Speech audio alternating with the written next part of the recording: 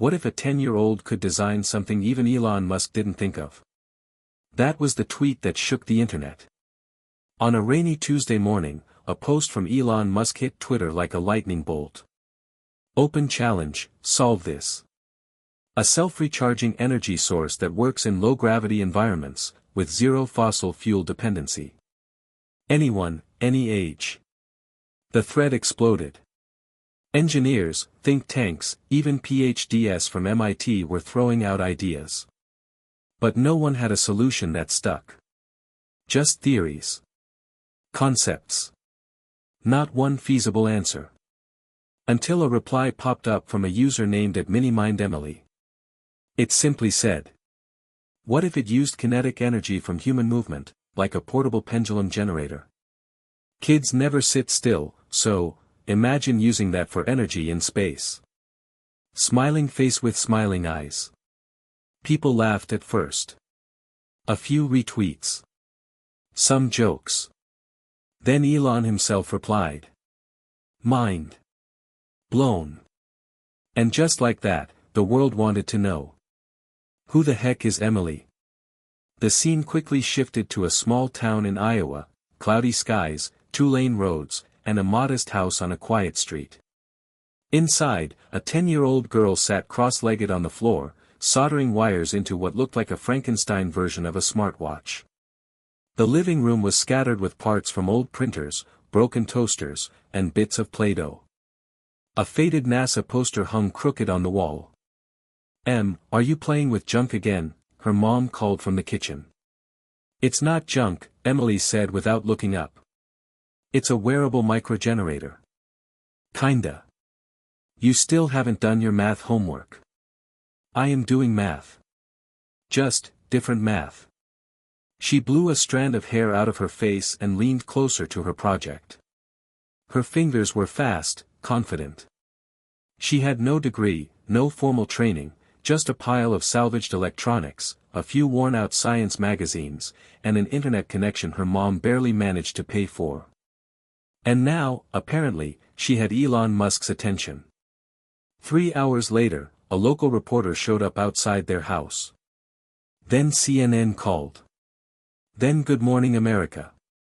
Emily's mom, Jessica Carter, nearly dropped her phone when she got a call from someone at Tesla requesting a quote for a story. At school, Emily was ambushed by curious classmates and a few jealous glares. She wasn't exactly popular, more like the weird kid who read tech manuals during recess. That morning, a few kids whispered "Robot Girl" as she walked past. By lunch, someone had already turned her tweet into a meme, a cartoon version of Elon getting schooled by a 10-year-old. Emily didn't know whether to laugh or panic. That night, everything felt strange. The house was quiet, but not the peaceful kind. Her mom sat on the couch, scrolling through endless messages and emails. Emily stood by the window, staring out at the stars. "Do you think he was serious?" she finally asked. Her mom looked up. "Who? Elon?" Emily nodded. "I mean," he replied. "That has to mean something, right?" Jessica smiled, tired but proud. "Maybe. But even if he wasn't, I am. That idea you posted? That was genius, Em." Emily's heart swelled just a little. She wanted to believe it. But she also knew the internet could be cruel. She didn't want to be famous for a second and forgotten the next. By midnight, the internet had crowned her the Mini Musk. Tech blogs dissected her tweet. One headline read, "Can a 10-year-old Iowa girl solve the future of space energy?" She refreshed her feed again and again, watching as the likes climbed past 100K. But for Emily, the moment everything really changed wasn't online. It was when she opened her inbox and saw a message with the subject line, "You might be onto something." The sender? Elon.Musk@SpaceX.com. Her jaw dropped. Inside, the email was short, to the point, and completely surreal. "Emily. I like the way you think. I want to see what else is in that mind of yours. If you're up for it, I'd like to invite you to visit SpaceX. Bring your ideas. Bring your curiosity. Don't worry about the rest, we'll handle it. Emily didn't scream. She didn't dance or faint like they did in movies. She just sat there in the glow of her monitor, reading the email over and over. This wasn't a joke. It wasn't a prank. This was real. Her hands trembled as she whispered, "Mom, you need to see this." Jessica rushed in, half asleep, expecting a broken wire or maybe a bug. But when she read the screen, she sank onto the bed beside Emily. They didn't say much. They didn't need to. The silence was heavy with wonder. The kind that comes right before everything changes. Hit subscribe and leave a comment with where you're watching from. This story might just spark a new beginning. What's one thing that always pushes you forward, even when things get tough? Most people wouldn't expect to find the next great inventor in a 2-bedroom rental house on the edge of nowhere. But that's exactly where Emily Carter lived, with her mom, a hand-me-down laptop, and a head full of ideas that wouldn't quit. From the outside, the house was forgettable: chipped paint, a creaky porch swing, and a mailbox that leaned slightly to the left, like it was tired of standing upright. But inside? That was Emily's world, a cluttered symphony of wires, blinking lights, old VHS tapes labeled Bill Nye, and tools she wasn't technically allowed to use yet. Emily had always been different. She was born during a thunderstorm. Her mom, Jessica, used to joke that the lightning gave her extra charge. Emily took that literally for years and even told her third-grade teacher she was powered by electricity. When asked to draw her family in kindergarten, she sketched herself with robot arms and a solar panel on her back. The teacher called Jessica in for a meeting. I think she might be a little too imaginative. But Jessica didn't mind. She'd raised Emily alone since day one, and if being imaginative meant she built makeshift robots instead of playing with dolls, so be it. Life hadn't been easy for them. Jessica worked 2 jobs, barista in the morning, night shift at a grocery store. Most nights, she came home with sore feet and a fake smile, but always asked the same question. What did you invent today, Em? And Emily always had an answer. One week, it was a shoebox that lit up when you opened it. Another time, a backpack that charged your phone while you walked. Not everything worked, and some ideas caught fire, literally, but Jessica never stopped encouraging her. They didn't have much, but what they did have was belief. School, on the other hand, was a different story. Emily struggled to fit in. She didn't talk about TikTok trends or wear the latest sneakers. While other kids were into makeup or Minecraft, Emily spent lunch breaks sketching diagrams of futuristic cities or coding minigames on her school's outdated computer. She was called Techno Girl, Wi-Fi Weirdo, and once, Little Miss Know-It-All. At first, the word stung. But Emily got used to it. Mostly. Her only real friend was a boy named Luis, who shared her love of space and never laughed at her ideas. They played with circuit kits at lunch and even tried to launch a homemade drone from the school's baseball field, until it crashed into the principal's windshield. Luis moved away last year. Since then, it was just Emily, her imagination, and a growing stack of notebooks filled with sketches no one else ever saw. Despite her loneliness, Emily didn't give up. She had heroes, real ones. Not movie characters or pop stars. People like Katherine Johnson, the NASA mathematician who helped launch astronauts into space. Or Hedy Lamarr, the actress who co-invented a communication system that led to Wi-Fi. And, of course, Elon Musk, the man who put rockets into orbit and wasn't afraid to sound crazy doing it. Emily watched every interview, read every book, and absorbed every detail. But she never imagined she'd talk to Elon Musk. Not in a million years. The tweet had been a total accident. She wasn't even trying to go viral. She saw the challenge late at night while watching a live stream of a Mars simulation lab. She grabbed her journal, flipped through half-sketched ideas, and replied without overthinking it. What if it used kinetic energy from human movement? She didn't expect anyone to notice. She didn't even expect to wake up to more than a handful of likes. But by morning, her phone was melting. At first, Emily thought she was being pranked. A bunch of retweets. Okay, cool. People talking about her. Weird, but manageable. Elon Musk replying. That was the moment her hands started shaking. She tried not to get her hopes up, but she couldn't help imagining it, standing in a room full of engineers, proving herself. Showing them all that age didn't define intelligence. That sometimes, the biggest ideas come from the smallest people. Still, a part of her worried it would all blow over. That Elon would forget. That the world would move on. But Emily wasn't going to let that happen. She had a chance, a real one. And if the door opened even just a crack, she was going to kick it wide open. That night, while her mom scrolled through emails from media outlets and people claiming to be startup investors, Emily sat at the kitchen table, sketching. Not just the pendulum idea, but more. A wearable suit that could store microbursts of energy from body movement. A system that could be worn by astronauts during training. Maybe even something that could help kids with ADHD, like her, channel energy into something meaningful. She stayed up until 2 a.m., hands smudged with ink and graphite, eyes wide with excitement. This wasn't about attention anymore. It was about building something real. The next morning, her mom poured her a bowl of cereal and said, "You might want to stay home from school today." Emily blinked. Why? Jessica pointed to the window. Outside, a news van had just pulled up.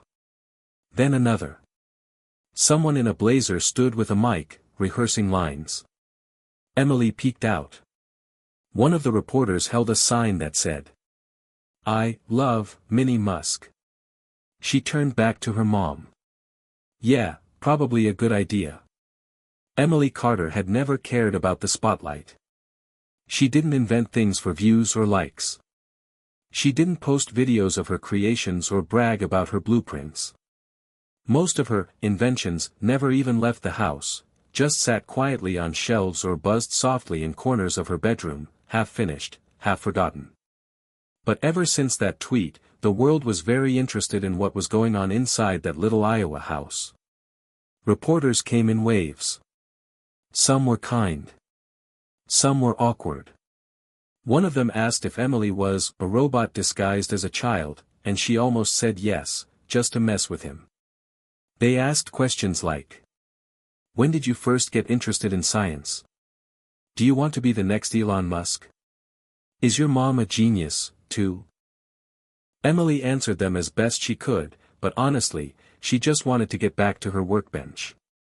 If they had asked what she really wanted, she would have said this. "I want to make things that help people.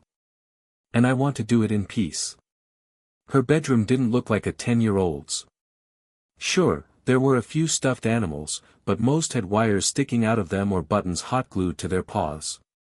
A poster of the Mars rover was tacked to the wall above her desk. Her favorite possession wasn't a toy or tablet, it was a worn-out toolkit her mom gave her when she turned 8. It smelled like WD-40 and old ambition. Emily called it the kit. With it, she'd made some strange things. There was the toothbrush alarm 3000, a device that blared a foghorn if you didn't brush your teeth for a full 2 minutes. Then there was Project Sleep Buddy, a nightlight that adjusted brightness based on how restless she was in bed.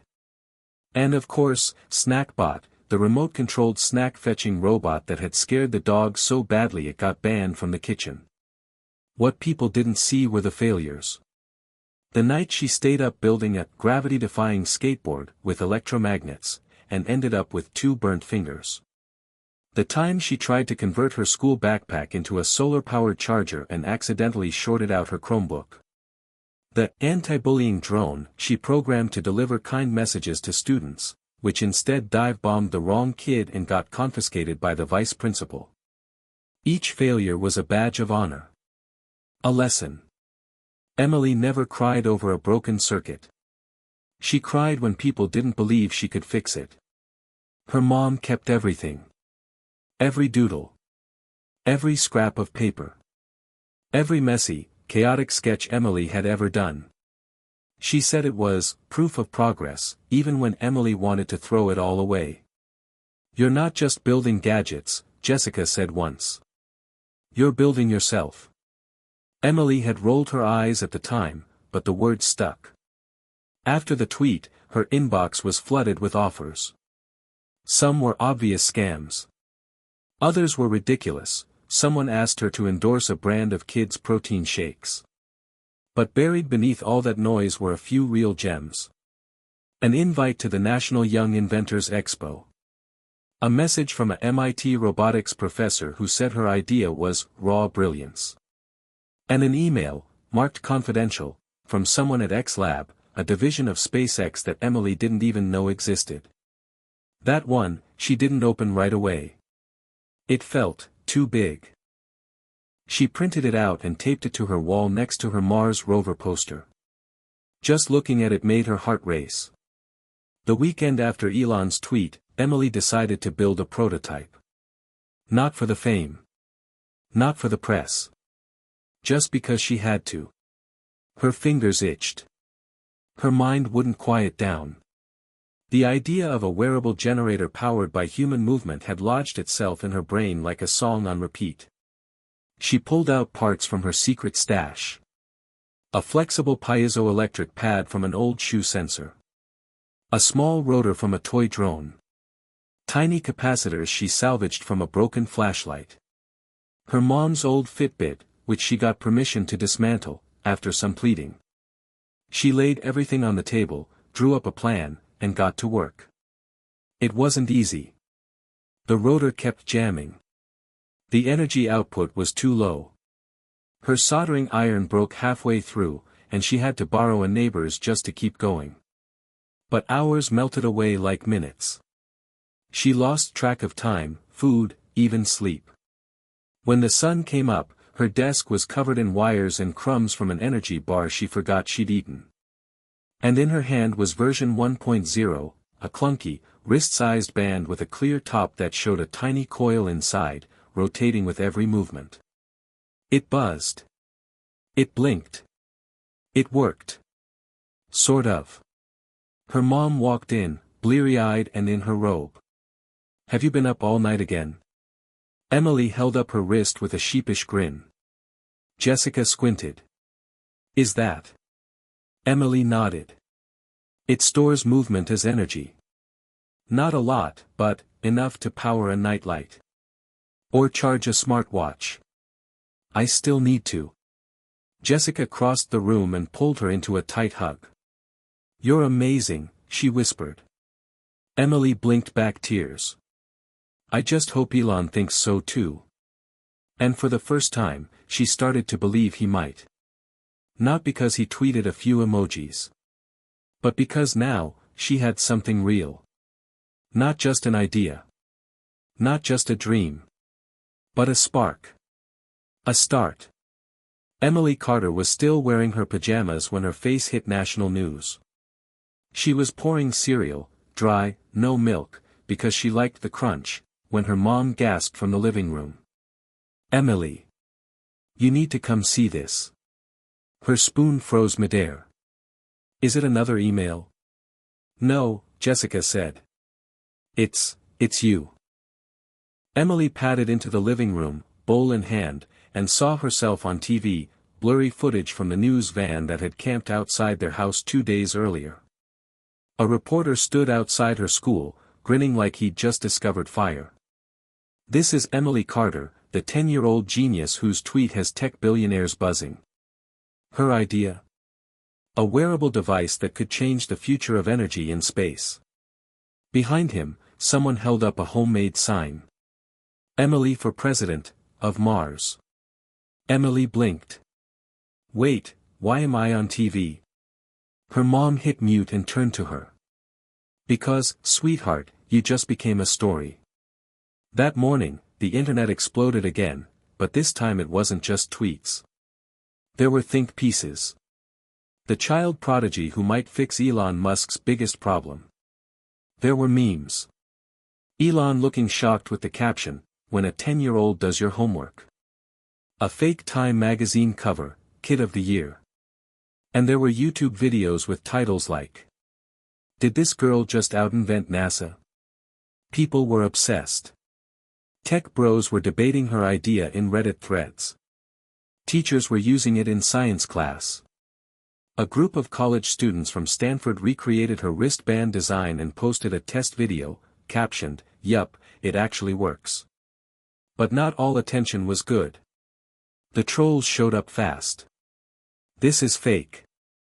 No way a 10-year-old thought of that. Clearly her mom helped her. Or Musk paid her to go viral.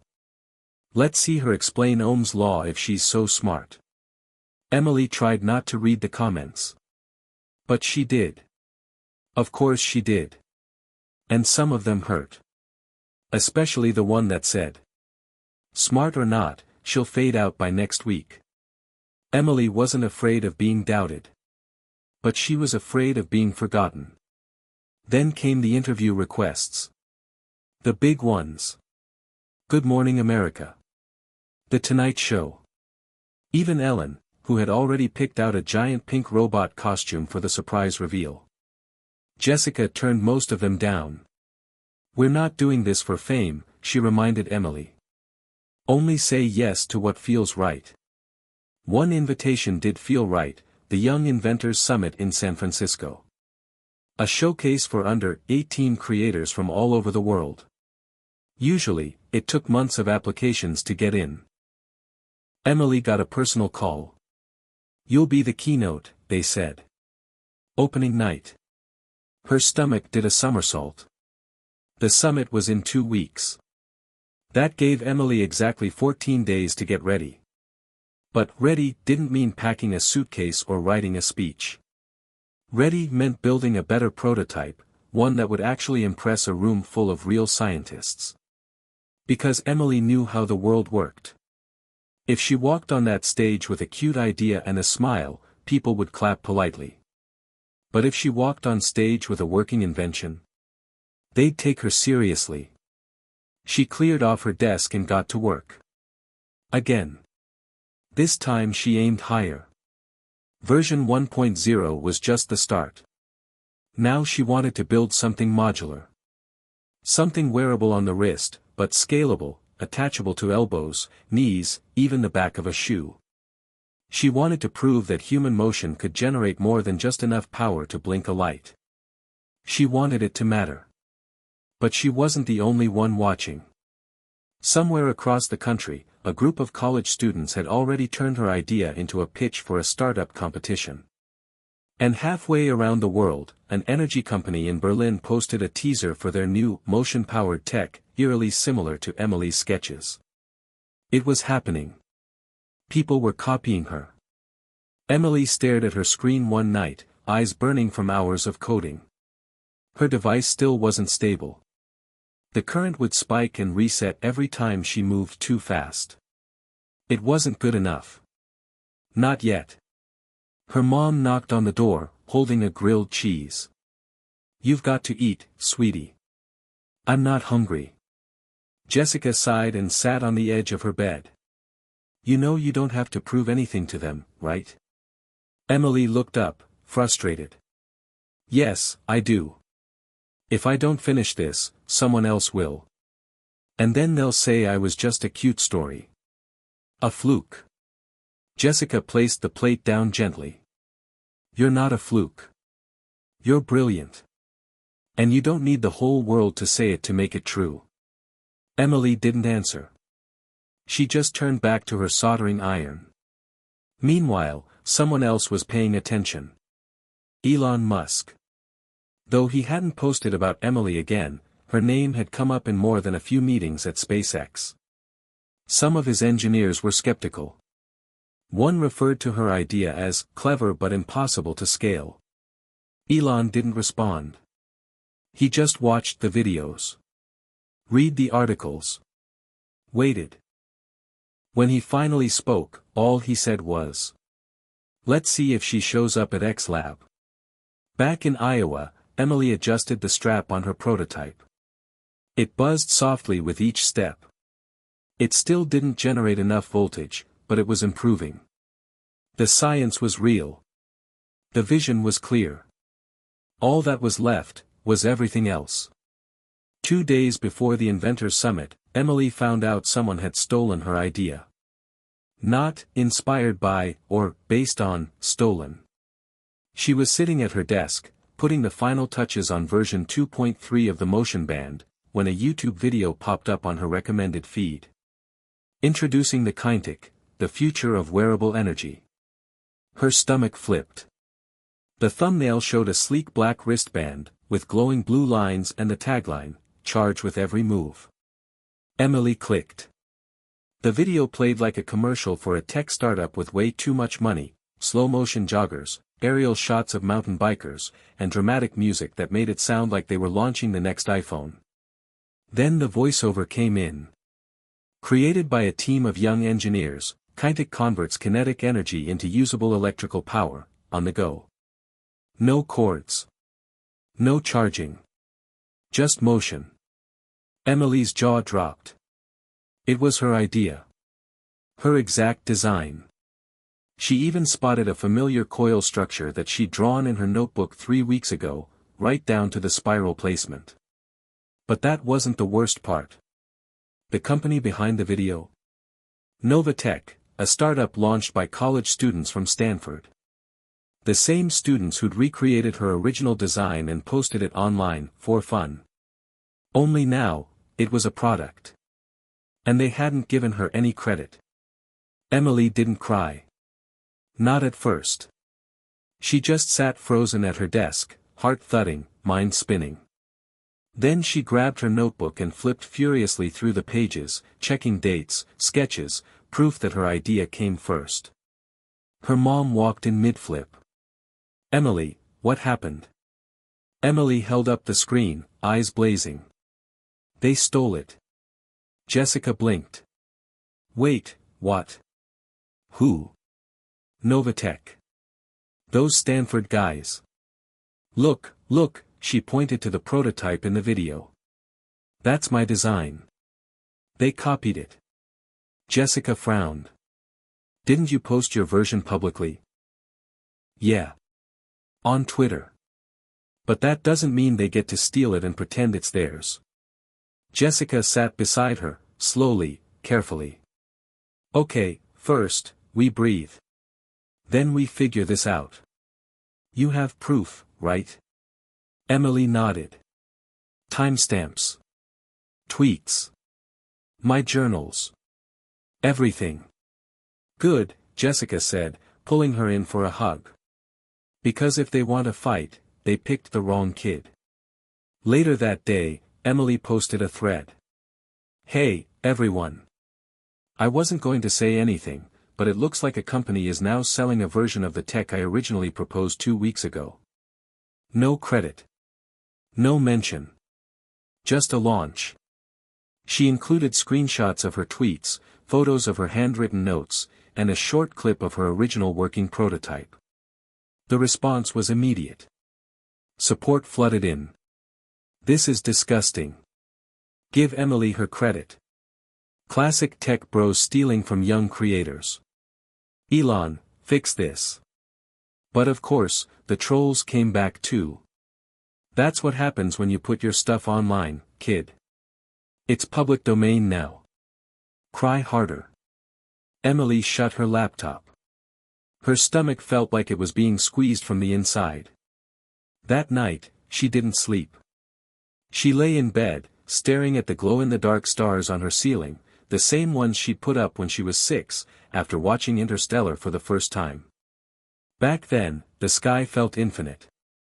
Like anything was possible. Now it felt rigged. Like no matter how smart she was, how hard she worked, someone older, richer, and louder could always take it from her. She whispered into the dark, "What if I'm just a headline? What if I got lucky once, and that's it?" She didn't mean for her mom to hear. But Jessica, standing quietly outside the door, did. The next morning, there was a new email in Emily's inbox. Subject: Legal Advice Inquiry, Pro Bono Tech Law Team. A group of lawyers, actual grown-up lawyers, had seen her post and offered to help. For free. They wanted to talk about intellectual property protection and prior art documentation. It sounded scary and exciting at the same time. Jessica looked at the email and exhaled. Well, looks like someone just leveled up. Despite the drama, Emily kept building. Not because she felt hopeful, but because it was the only thing that still made sense. She tore apart version 2.3 and rebuilt it from scratch: smaller battery, better current control, and a modular plug-in feature she hadn't tried before. If she was going to show the world what she could do, really do, it had to be better than good. It had to be undeniable. By the day of the summit, Emily was exhausted but determined. She stepped onto the plane, her first ever, and clutched her backpack like it was holding the universe. Inside, the new prototype, still warm from final adjustments. A USB drive with her presentation slides. And a notebook full of sketches, signed and time-stamped, just in case. As the plane lifted off, she looked out the window at the shrinking town below. "Let them try to take this," she whispered. "I've got more where that came from." The Young Inventors Summit looked nothing like Emily expected. She thought it would feel like a science fair. Folding tables. Posters made with glitter glue. Maybe a few kids awkwardly explaining their projects while parents clapped too loudly. But this? This was something else. The convention center in San Francisco pulsed with energy. Massive LED screens lit up the lobby with swirling graphics of gears, atoms, and satellites. Banners hung from the rafters. "Welcome future geniuses. Innovation starts young. Ideas today, solutions tomorrow." It was like walking into a Silicon Valley dream, only the dream had a dress code. Emily, in her favorite hoodie with the embroidered rocket ship, was surrounded by kids in tailored blazers and 3D printed bow ties. One girl rolled by on magnetic hover skates. A boy adjusted his glasses with a robotic hand he had built. "Whoa," Emily muttered under her breath. "I'm not in Iowa anymore." Her mom gave her shoulder a gentle squeeze. "Remember, they're here because they have ideas. But you're here because you had one that made the world pay attention." Emily nodded, though her throat felt tight. She clutched her backpack tighter, the motion band prototype tucked safely inside. She wasn't sure if she was more scared it would break, or that it wouldn't. Inside the exhibition hall, booths lined the walls like tiny startup showcases.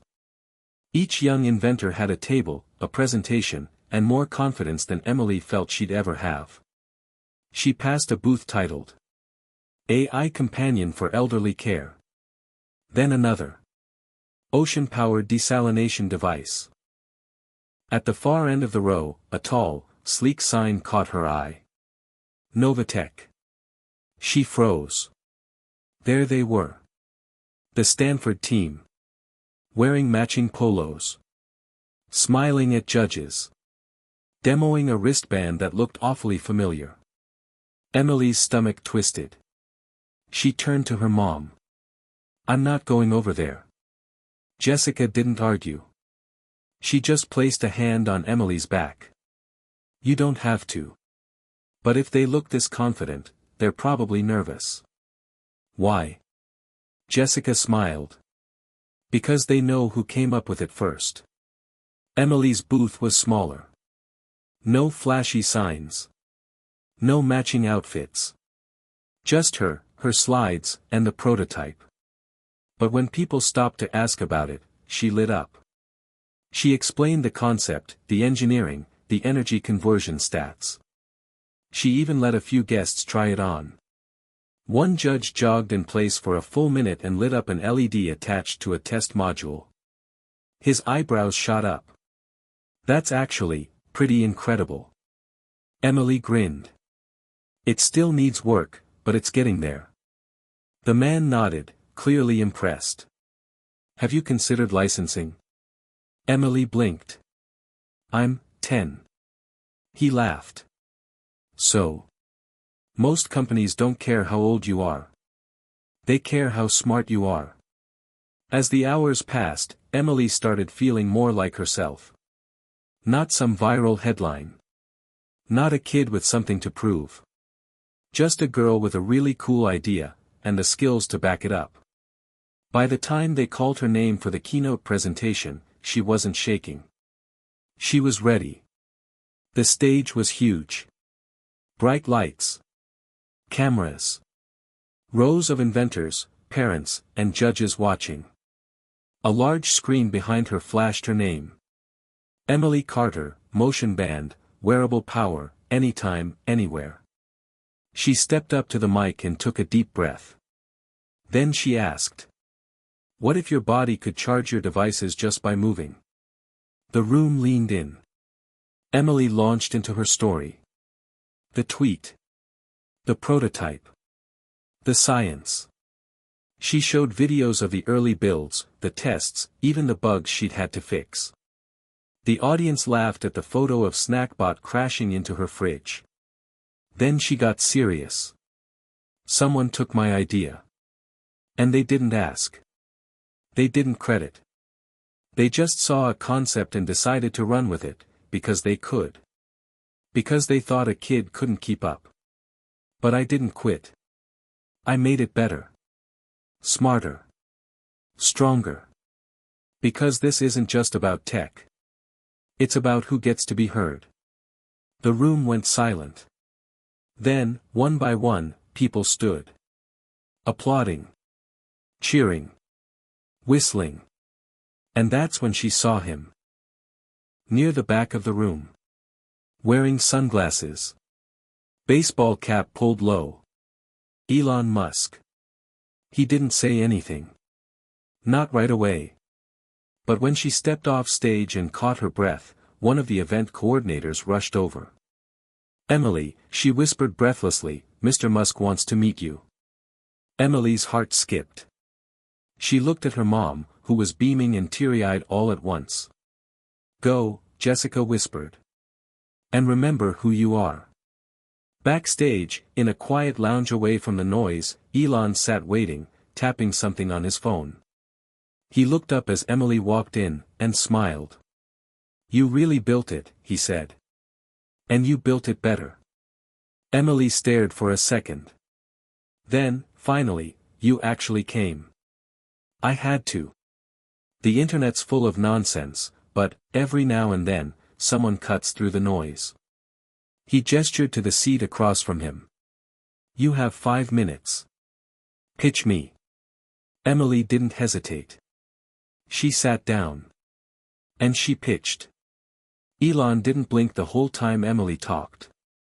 She wasn't sure if that was a billionaire thing or just a really intense listening strategy, but it made her nervous and energized at the same time.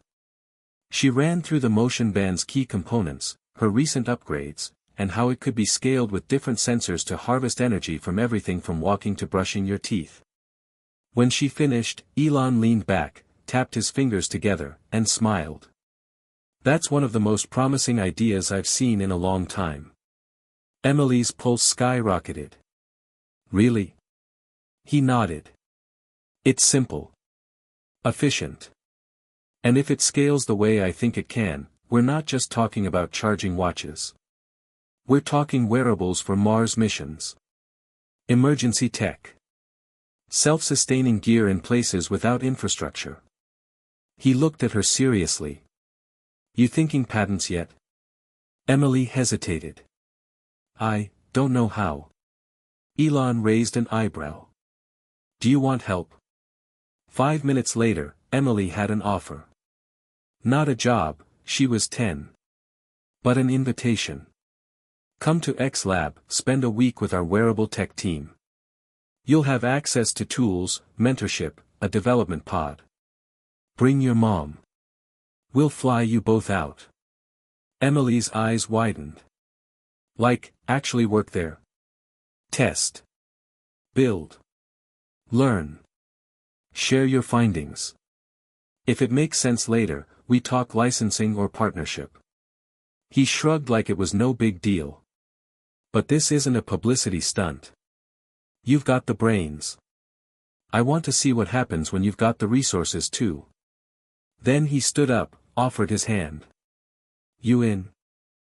Emily stared at it for a second before shaking it. I'm in. Word spread fast. By the time she got back to her booth, her DMs were flooded. Journalists, venture capitalists, random cousins she hadn't talked to in years. The headline was already trending. 10-year-old inventor gets invitation from Elon Musk to work at XLab. And the reactions? Wildly split. Some people were ecstatic. YSSS, Emily. Get that innovation money. Future of tech is in good hands. Others, not so much. She's 10. Let her be a kid. Musk is just using her for PR. This feels weird. Even some scientists weighed in. A female MIT professor tweeted. Excited for Emily, but concerned we're putting too much pressure on a child. The system that chews up adult innovators will crush a 10-year-old if we're not careful. Emily read all of it. She didn't know how to feel. That night in the hotel, Jessica paced while Emily stared at the ceiling. Do you want to go? Her mom asked.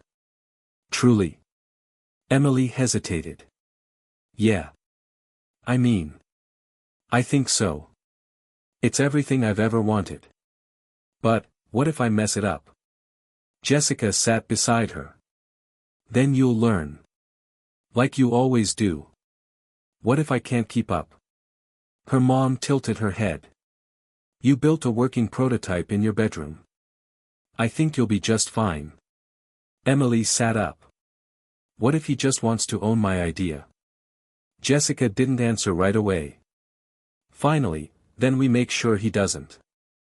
We go in smart. We talk to the lawyers. We set boundaries. And if something feels wrong, we walk. Emily nodded slowly. Then, I want to go.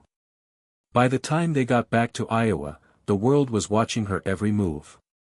The local paper ran a front-page story with a photo of Emily holding the motion band, titled, Our Girl Genius, Emily Carter Heads to XLab. A neighbor dropped off cookies with the words, You Go Girl, written in pink frosting. Her principal called her into the office, not for trouble, for once, but to say the whole school was rooting for her.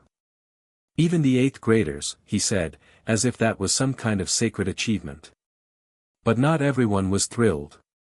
The day before she was set to fly to California, she got a text from her old science partner, Jonah. They hadn't spoken much since the project that started it all. He'd stopped replying after the tweet went viral. Jonah, so I guess I'm not part of this anymore. Emily stared at the screen. Her stomach dropped. She replied. Emily, you never wanted to be. You bailed, remember? Jonah, I didn't think you'd turn it into a whole Elon Musk thing. Emily, I didn't try to. It just happened. There was a long pause. Then one more text from him. Jonah, hope you don't forget who was there when this started. She didn't reply. But the words sat with her all night.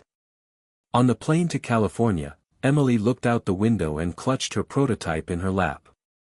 She didn't know what the week would bring.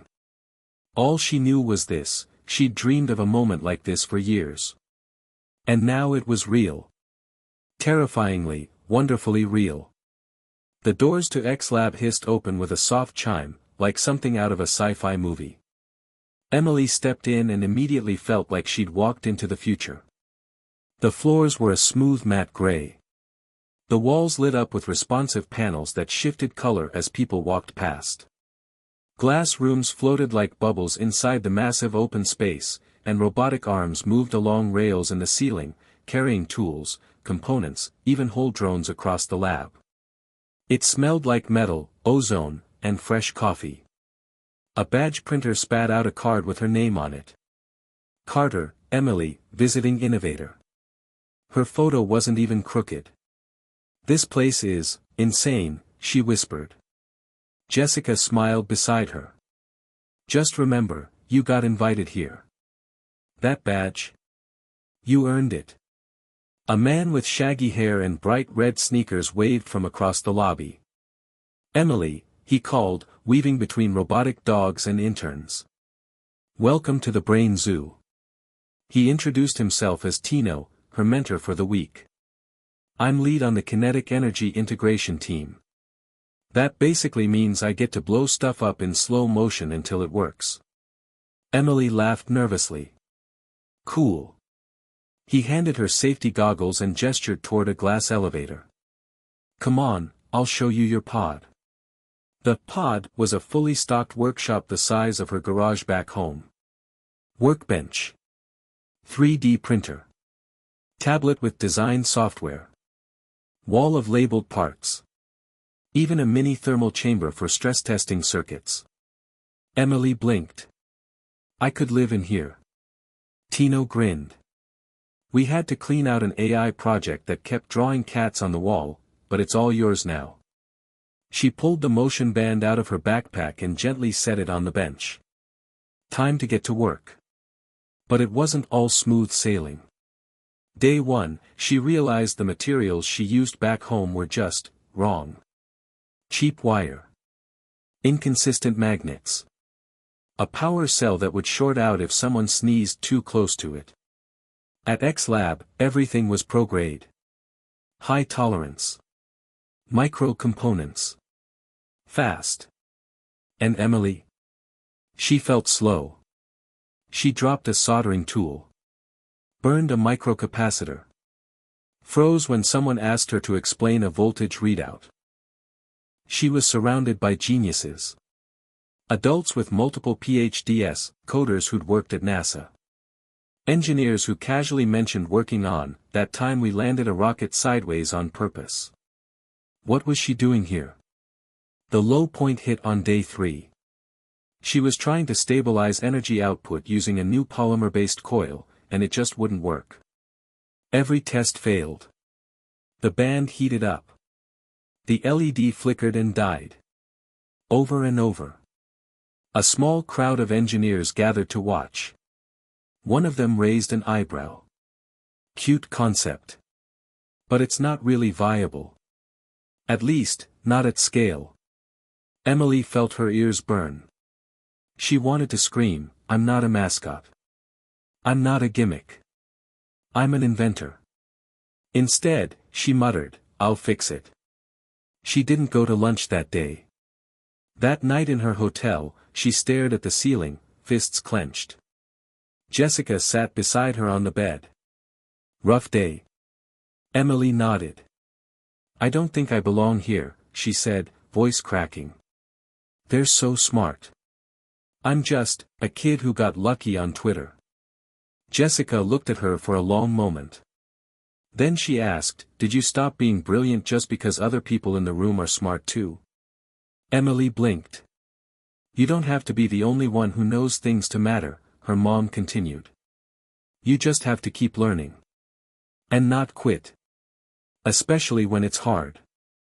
Emily was quiet for a long time.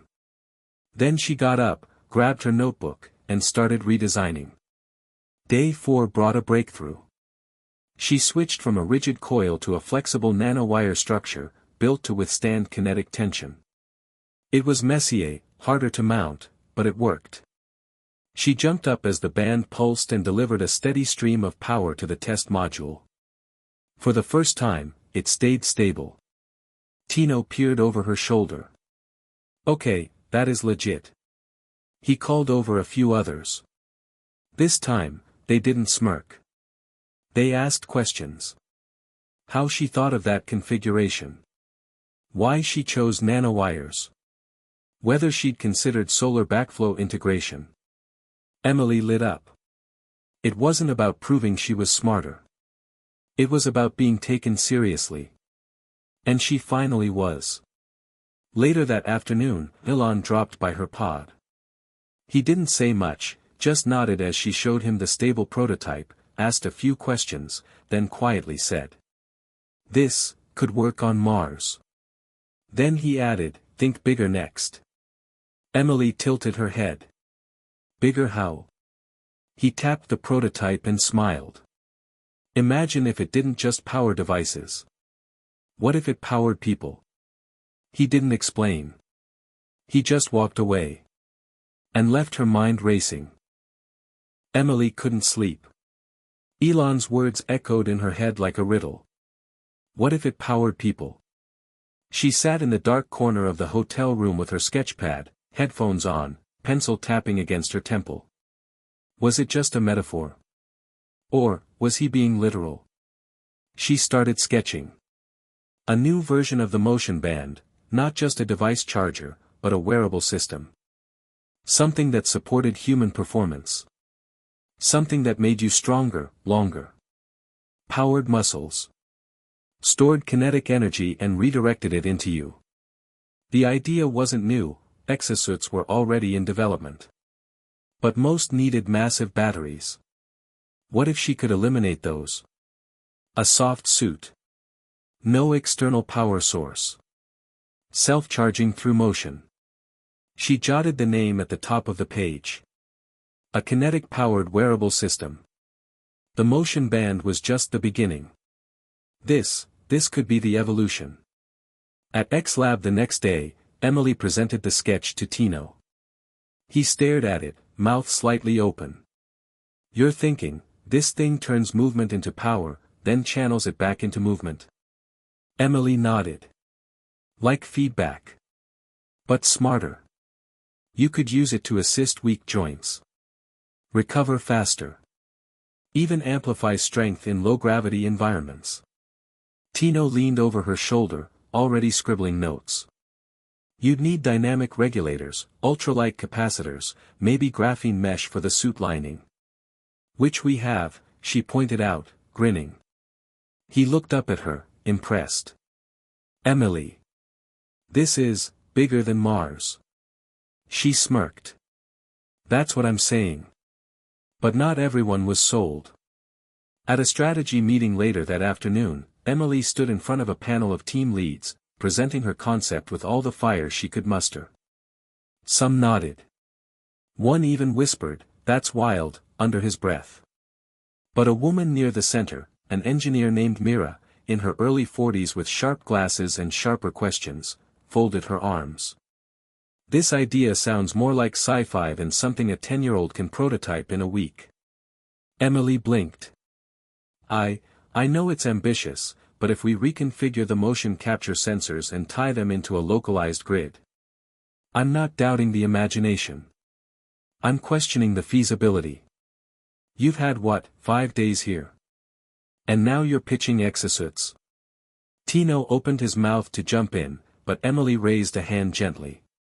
I'm not pitching the final product, she said calmly. I'm pitching the next step. And whether or not I can build the whole thing now doesn't matter, because someone will. So why not start? That quieted the room. Mira still looked skeptical. But she didn't say another word. Back in her pod, Emily poured everything into the Kinesuit sketches. She stripped wires. 3D printed brackets. Experimented with flexible power ribbons and rewired the kinetic core to expand its current capacity. Jessica brought her food she barely touched. She had that look, equal parts concern and pride. You okay? Her mom asked quietly. Emily didn't look up. I think so. I just have to finish this part. You've already accomplished so much, honey. It's okay to take a break. Emily finally looked up, eyes rimmed red but burning bright. I can't. Not yet.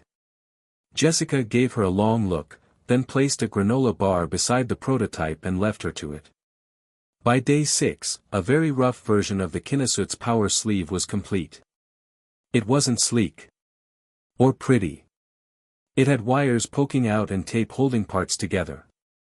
But when Emily wrapped it around her forearm and moved, the LED pulsed, brighter than before. It worked. And even Mira smiled. Just a little. That afternoon, Elon returned. Emily handed him the sleeve. It's nowhere near ready. But it proves the idea. He slid it on carefully. Moved his arm in a slow arc. The light blinked to life. You really don't think small, do you? Emily shrugged. The Earth's already taken. Elon chuckled. We're running tests on your motion band next week.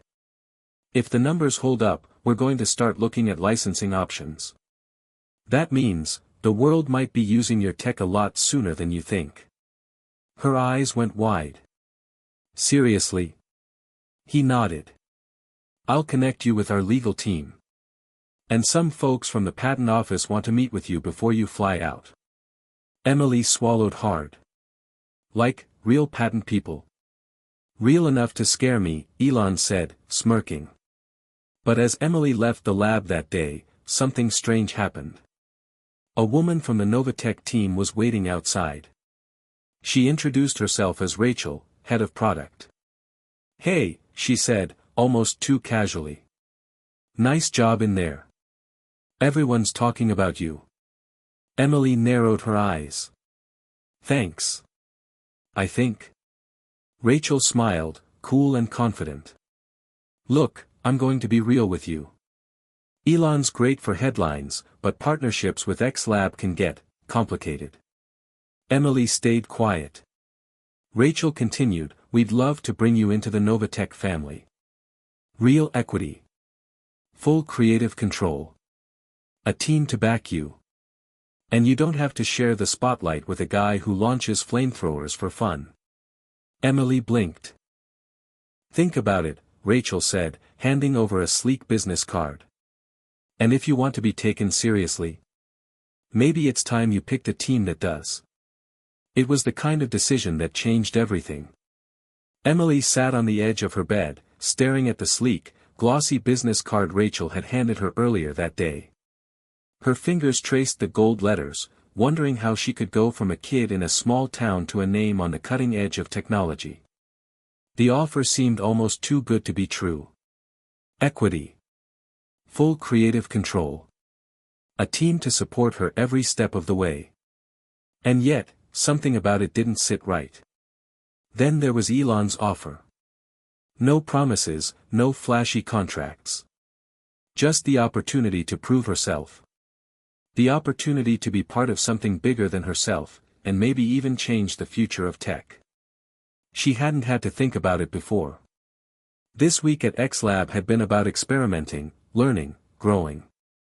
And then, bam, suddenly there were choices, real ones. And with choices came the pressure to make the right call. The phone buzzed. It was Jessica, checking in. Mom, hey, how are you holding up? Have you had time to think about Rachel's offer yet? Emily bit her lip. She'd been avoiding the question for hours. Emily, I don't know. I thought I was supposed to be here to learn.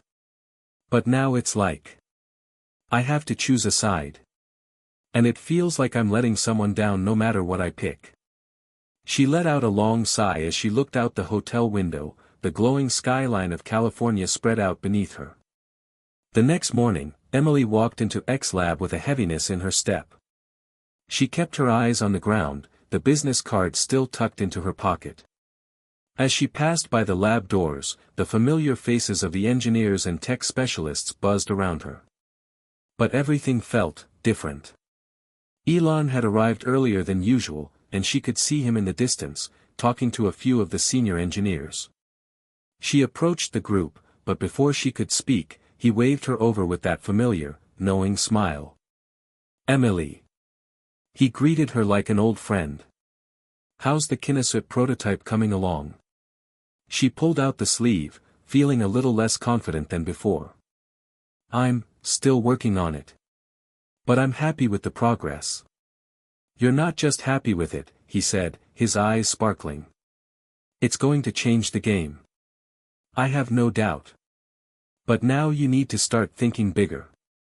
Emily blinked. Bigger than this? He nodded. Imagine this on Mars. Imagine this in places that aren't even on Earth. Imagine it in space, in places where the human body has to fight every minute to survive. She stared at him, still processing. You really think this could go that far? Emily, you've created something amazing. But this isn't just a one-off. This is the future. She could see the wheels turning in his mind. You're more than capable of making that future real. So, let's make it happen together. But as she looked around at the lab, at the buzz of innovation and excitement, she thought of the other offer, the one from Novatech. She spent the rest of the day in the lab, working in silence, only interrupted by Tino's occasional questions. The new Kinesuit prototype was coming along, but her mind kept drifting. Every time she touched the wires or moved the tools around, she could feel the weight of the decision pressing on her. That night, she called her mom. Mom, I'm not sure what to do. I know, sweetie. And I know this isn't easy. You've been working so hard, and now people want to capitalize on your ideas. But what do you want? I want to build something big, Emily said softly, her voice filled with a mix of hope and doubt. I want to see how far I can go with this. But what if I'm not ready? What if they'll just use me to get what they want? Jessica paused before answering. You're not just some idea factory, Emily. You have to protect your vision.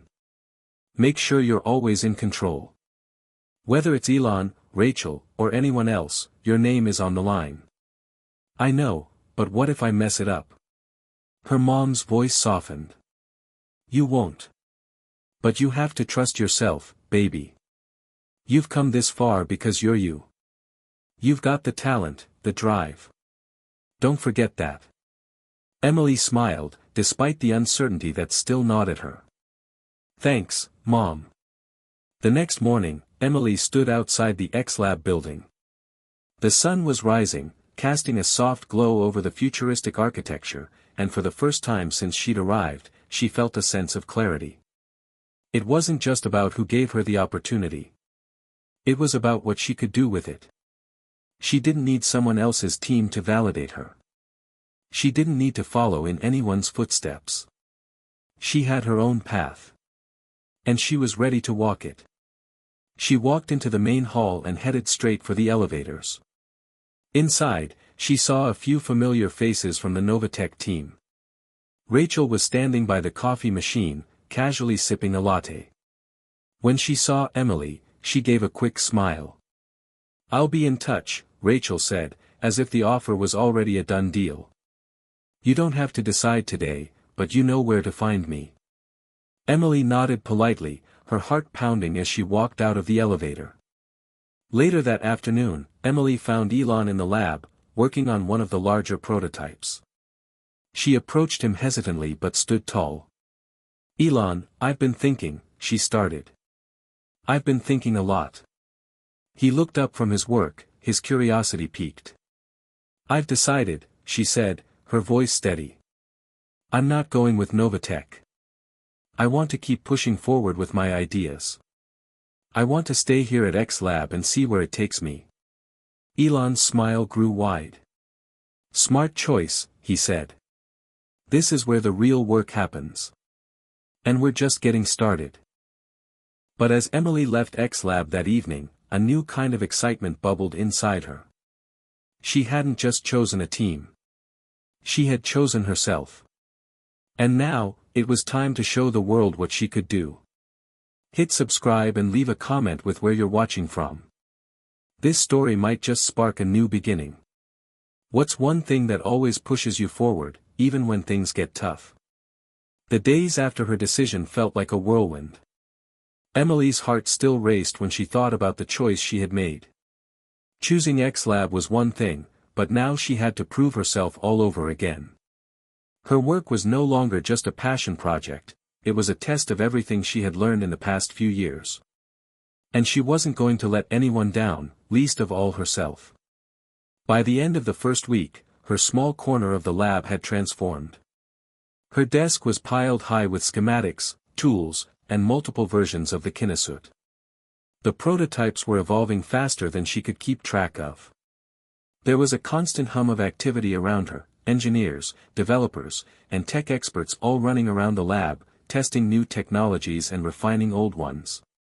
But Emily was in her own world, caught between the thrill of creating and the pressure to deliver. Elon's words kept echoing in her mind, "The future is now." And she had no intention of being left behind. One morning, Emily arrived at X Lab earlier than usual. The sun had barely risen, casting long shadows over the high-tech buildings. Inside, the lab was already alive with activity. Engineers were testing new devices. There was a constant hum of machines, and the sound of keyboards clicking filled the air. Elon was nowhere to be seen, but Tino was at his desk, scribbling on a whiteboard. "Morning, Emily." Tino called out, grinning. "I see you've been busy." She smiled back, her fingers itching to get to work. "Yeah, I've been thinking about the next phase of the Kinesuit. It's time to integrate the feedback system." Tino raised an eyebrow. "Integrate feedback? You mean real-time performance data from the suit?" Emily nodded, already pulling up a holographic display of the current prototype. "I want it to adapt to the user's movement. If the user's body is tired, the suit should detect that and adjust its energy output to assist them. It's the next step to making it self-sustaining." Tino was silent for a moment, studying the display. "I love it. But that's a lot of data to process in real time. You'll need a pretty robust system to handle it." "I know," Emily said, her voice steady. "But we've got the resources here. I'm ready to push the boundaries." The next few days were a blur of testing, prototyping, and troubleshooting. Emily worked long hours in the lab, barely taking breaks as she raced to refine the Kinesuit's performance. But with each passing day, she could see the improvements, small adjustments, like the suit's responsiveness to subtle shifts in muscle movement, made a huge difference. But it wasn't enough. Not yet. One afternoon, as she was adjusting the feedback system, a familiar voice interrupted her concentration.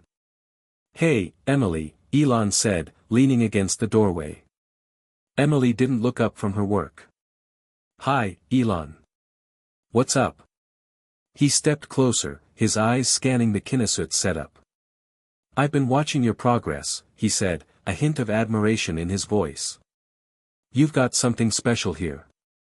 But there's one thing I think we need to take it to the next level." Emily looked up, curiosity piqued. "What's that?" Elon leaned forward. "We need to test it in the field. Real-life conditions. You've been working in a controlled environment, but the Kinesuit will be used in unpredictable environments, extreme weather, high-pressure situations, long-distance missions." Emily's heart skipped a beat. "You mean, a real-world test?" He nodded. "Exactly. Let's take it to the next level. We've got a few partners who can help us test the suit in more extreme conditions. I want you to design the testing protocols.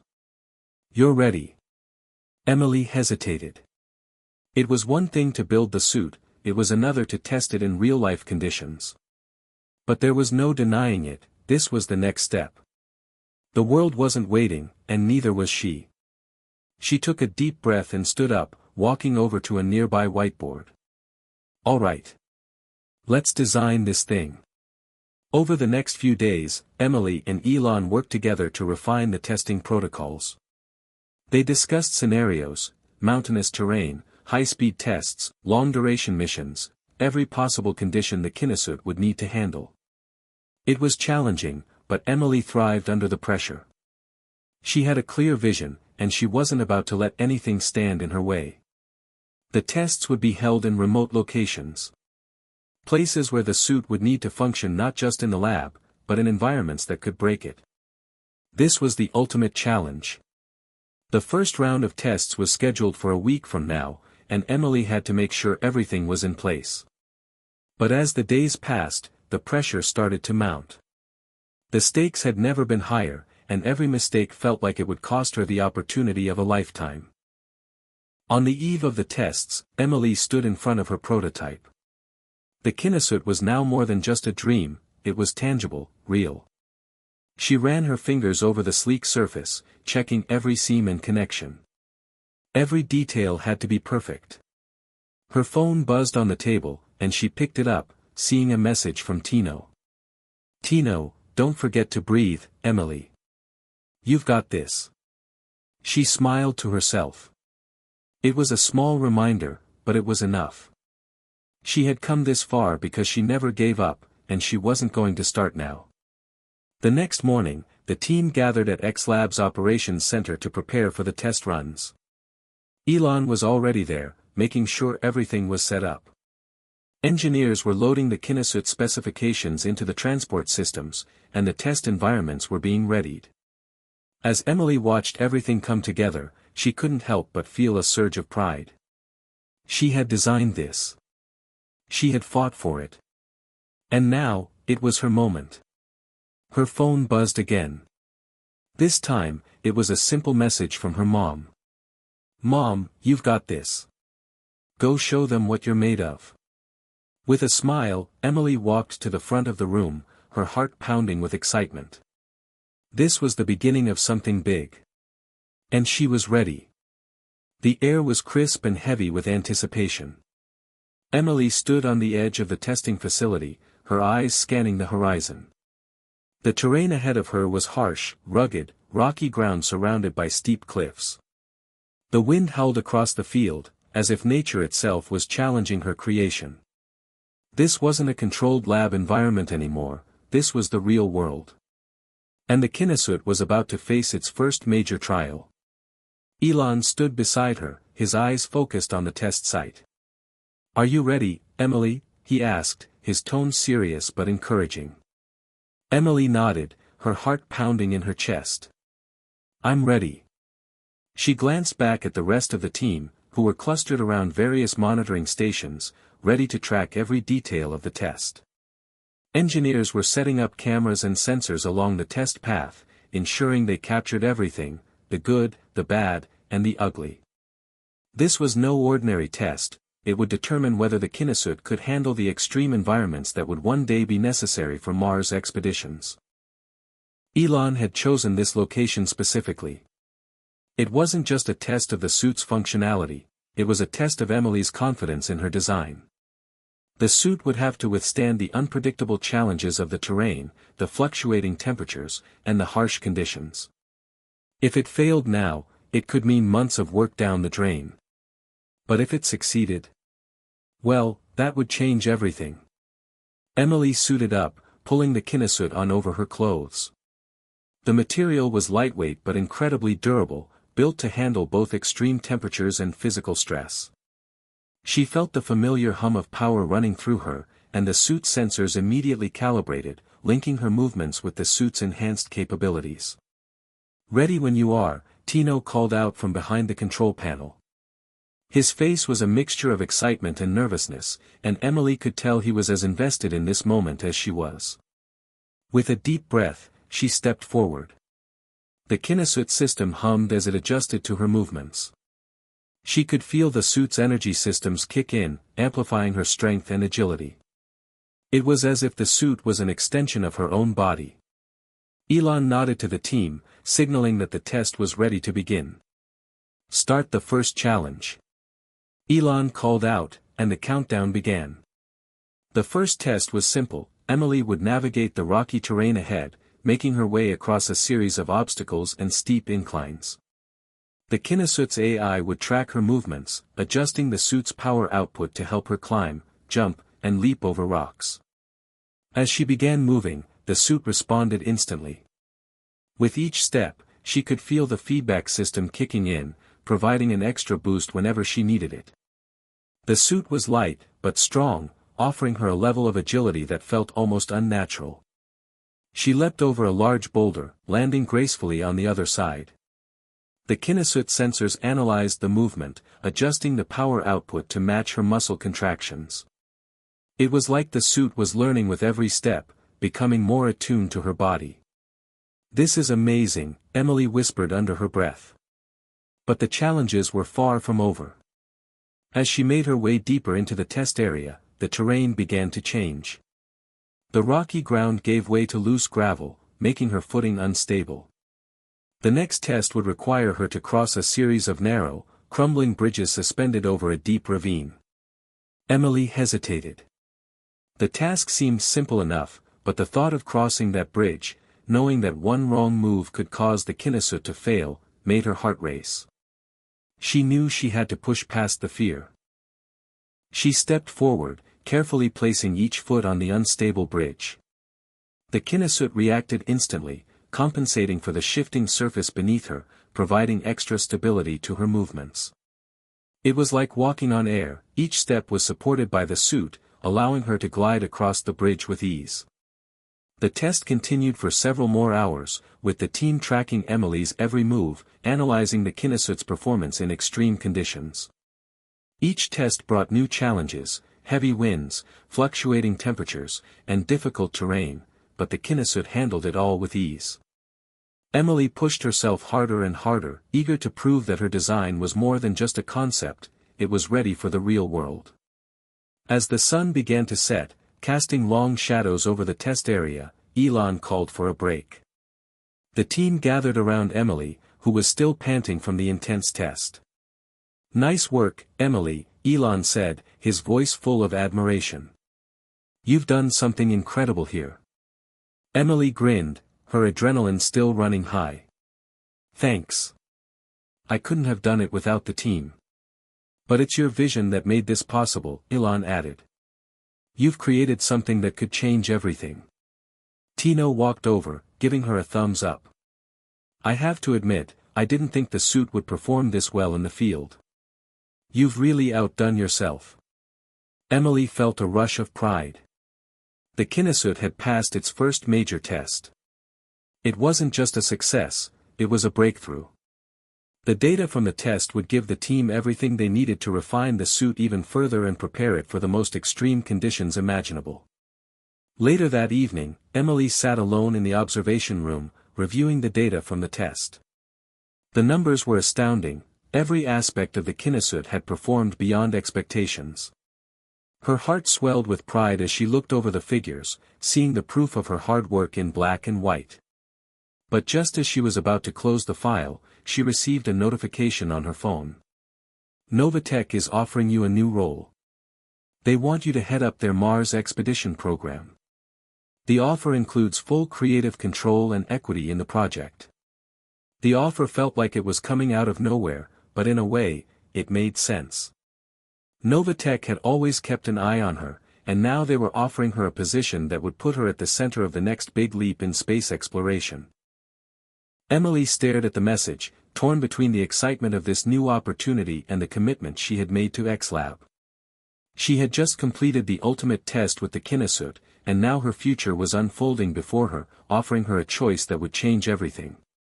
Her phone buzzed again. It was a message from her mom. "I'm so proud of you, sweetie.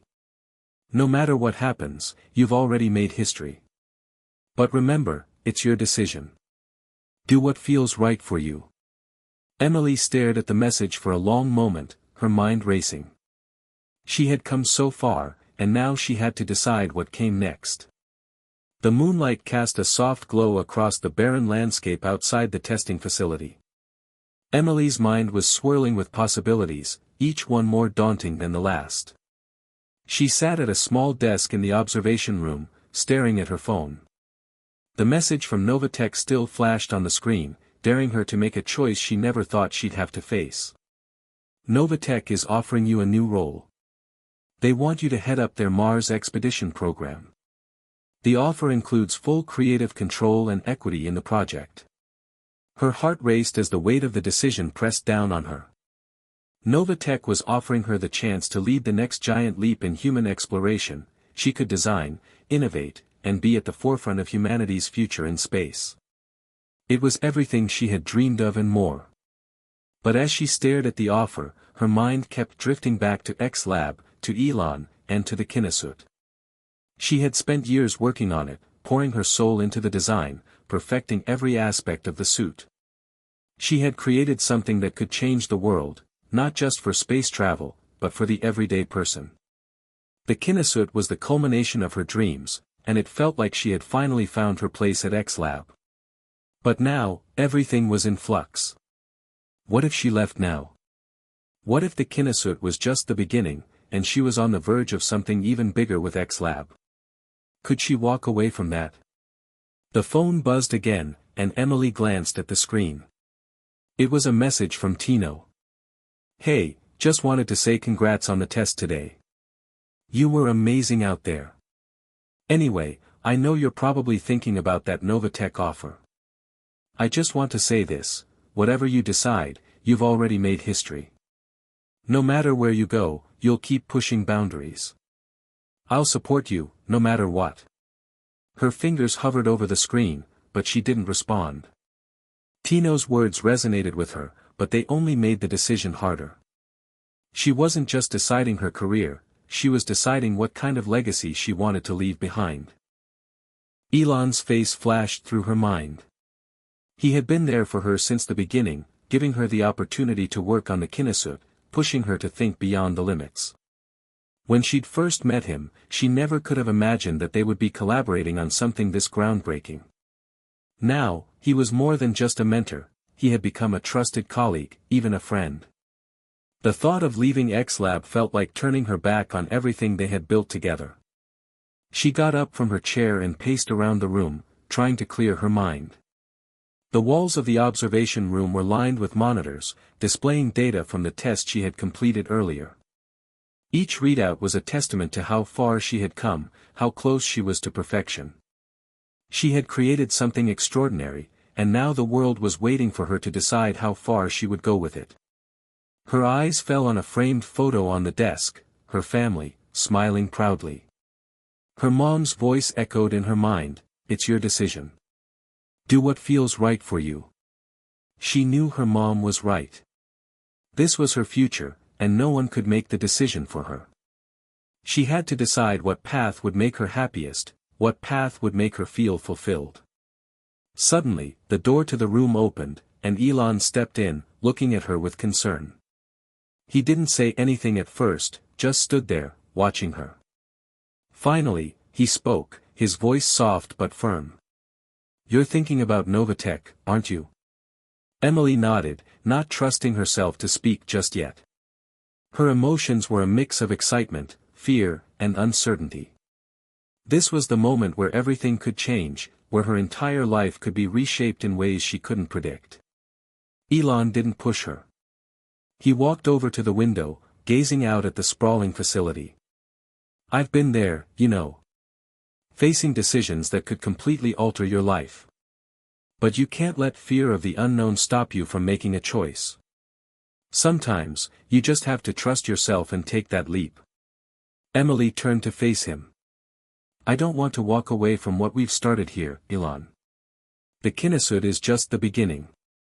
There's so much more we could do together." Elon nodded slowly. "I know. And I'd love to keep working with you. But I also know this, the world needs you, Emily. You've got something special. Whether it's at X-Lab or Novatech, you're going to change the world." Emily swallowed hard, her throat tight with emotion. What if I can't do it all? What if I make the wrong choice? Elon looked at her, his eyes filled with understanding. There's no right or wrong choice, Emily. There's just the path you choose. Whatever you decide, you'll make a difference. The silence between them stretched for a moment, both of them lost in their thoughts. Emily could feel the weight of her decision pressing down on her chest, suffocating her. But deep inside, she knew she had to make it. She couldn't wait forever, torn between two worlds. Finally, she spoke, her voice steady. "I'm going to take the Novatech offer." Elon didn't flinch. He simply nodded. "I knew you'd make the right choice." Emily stood there for a moment, the decision settling into her bones. The future had never seemed so clear, yet so uncertain. She was about to step into a world that was bigger than anything she had ever imagined, leading a team to explore new frontiers, to create a future for humanity in space. The weight of the responsibility was immense, but the possibilities were endless. Elon gave her a small, approving smile. "I'll support you, Emily. Always." Emily smiled back, feeling a sense of peace she hadn't known before. This was the beginning of something incredible. As she left the observation room, she felt lighter than she had in days. The Kinesuit wasn't just a project anymore, it was a legacy. She had created something that could change the world. And no matter where she went from here, she knew she would keep pushing boundaries, whether on Earth, Mars, or beyond. The world was waiting for her, and she was ready to answer the call. It was a day Emily had dreamed of for years, but nothing could have prepared her for the weight of what was about to happen. The countdown was ticking in the background, and she stood in the center of a vast launch pad, watching the final preparations unfold. A massive rocket loomed in front of her, the symbol of everything she had worked for. But this wasn't just any rocket, it was her rocket. It was the vehicle that would carry the Kinesuit, and Emily herself, into the future. For the past few weeks, she had been working non-stop. Novatech had moved quickly, eager to capitalize on her newfound leadership role. Emily had gone from designing a revolutionary space suit to overseeing the development of an entire Mars expedition. She was the captain of this mission, the visionary leading the charge for humanity's future in space. It wasn't just the rocket that was on her mind, though. The Kinesuit, the creation that had started it all, was ready to be tested in the real world. Today would be its first journey beyond the confines of the testing facility. She couldn't help but feel a wave of excitement, and a tinge of nervousness, as she thought about it. This was the moment everything would change. Elon had given her his blessing. He had called her the night before, congratulating her on the big step she was about to take. They'd had a brief conversation, but he had been clear, "You're going to do great, Emily. Just remember, the future is yours to shape now." She hadn't realized how much those words would resonate with her until now. The launch site was buzzing with activity. Engineers in bright orange jumpsuits were everywhere, running final checks on systems, securing cables, and ensuring everything was in place. Emily stood beside the rocket, her gaze fixed on the crew preparing for launch. She couldn't believe she was here. This wasn't just a test anymore. This was real. Tino walked up beside her, looking up at the massive vehicle. "This is it, huh?" he said, his voice tinged with awe. Emily nodded, trying to push down the rising excitement. "Yeah, it's really happening. It feels surreal." Tino grinned. "Well, you've been dreaming about this for so long. It's all coming together. I couldn't think of anyone better to lead this mission." Emily turned to him, a smile tugging at her lips. "Thanks, Tino. I couldn't have done it without you and the team." Tino gave her a playful nudge. "You say that, but we all know it's your genius that made all this possible. We're just lucky to be along for the ride." Emily felt a warm rush of gratitude. Tino's unwavering support had meant the world to her. He had been with her every step of the way, from the early days of the Kinesuit project to the launch of this Mars mission. She didn't want to think about what it would be like without him by her side. The crew began moving toward the launch vehicle, and Emily followed them. As she walked, her mind shifted into overdrive. The Kinesuit was now more than just an idea, it was a vital part of the expedition. If it could withstand the journey to Mars and the harsh conditions of the planet, it would revolutionize the way humanity explored space. It would be the first step in creating a sustainable human presence on another world. As Emily donned her own Kinesuit, she felt a familiar sense of calm settle over her. The suit fit perfectly, just like it always did during tests. She could feel the hum of power as it came to life, syncing with her body's movements, ready for anything. Elon would be proud, she murmured to herself, adjusting the helmet's visor. Inside the command center, the energy was palpable. Every eye was on the monitors as the final countdown began. Emily's hands were steady as she strapped herself into the seat inside the capsule.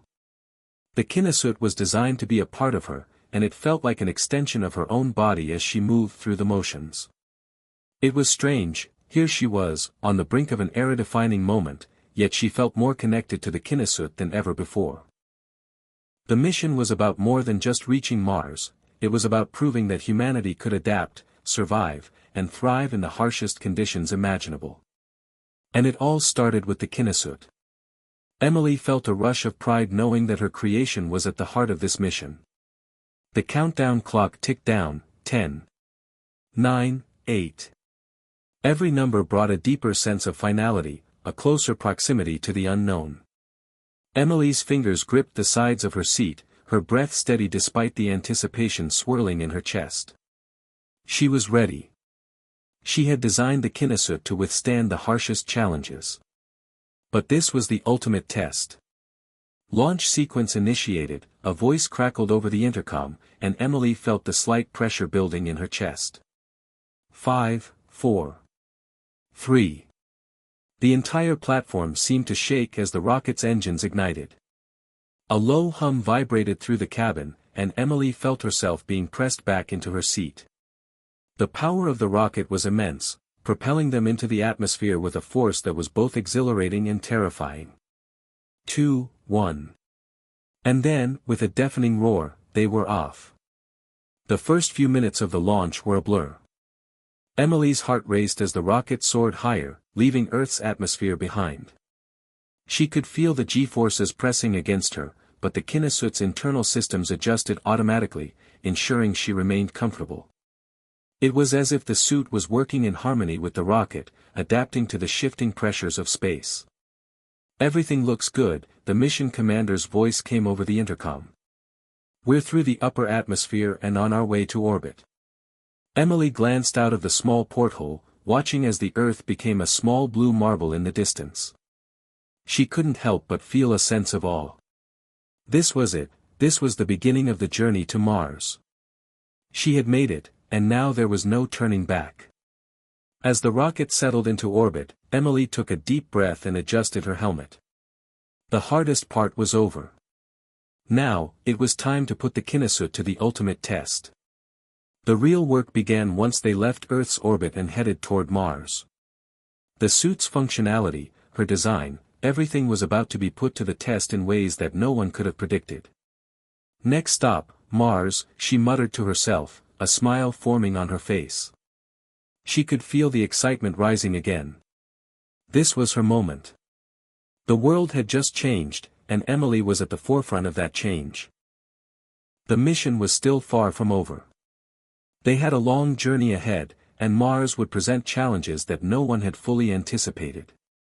But for Emily, it didn't matter. She had taken the leap. And she was ready to face whatever came next, because this was only the beginning. The days following the launch were a blur of routine, mission updates, and brief moments of personal reflection. Emily sat in the small observation cabin of the spacecraft, gazing out at the vast expanse of space stretching out before her. The view was awe-inspiring, a deep, endless black punctuated only by the occasional star, but it wasn't the stars that held her attention. It was the vastness, the sense of isolation that came with being so far from Earth. It was surreal, being so far removed from everything she had ever known. Yet, despite the isolation, Emily felt a deep sense of purpose. She was no longer just a scientist or engineer working in a lab. She was part of something larger than herself. This was humanity's next step, and she was leading the charge. Mars wasn't just a destination, it was the future. As the days passed, Emily grew more comfortable in the spacecraft. The Kinnesut, which had been her creation, became an extension of herself, moving with her seamlessly. She wore it every day, doing tests and simulations in a zero-gravity environment, ensuring everything was functioning as it should. The suit's sensors monitored her vitals, making real-time adjustments to keep her body in optimal condition. The suit felt like home, safe, protective, and always responsive. But despite all the advancements, the journey wasn't without its challenges. There were occasional equipment malfunctions, minor technical glitches, and brief system failures. Fortunately, Novatech's mission control team was prepared for all scenarios. They kept a constant communication line open, guiding Emily and the crew through the various obstacles. But for Emily, the physical and emotional strain was more taxing than anything she had anticipated. Days in space felt longer than they had on Earth. The lack of a clear day-night cycle threw her internal rhythm out of whack. The endless hum of the spacecraft became almost deafening at times, making it hard to focus. Tino had warned her about the psychological toll of deep space travel, but she hadn't realized just how much the isolation would affect her. She missed the sound of voices, the laughter, the simple human connection that had been a part of her everyday life. Yet, as the days stretched into weeks, Emily began to find solace in the vast silence of space. It was the quiet of the unknown, a reminder that she was embarking on a journey that had never been taken before. There was a strange peace in knowing that. 3 weeks down, for more to go, Tino's voice crackled over the intercom, pulling Emily from her thoughts. He had been keeping her company throughout the journey, offering encouragement and friendly banter to break up the monotony.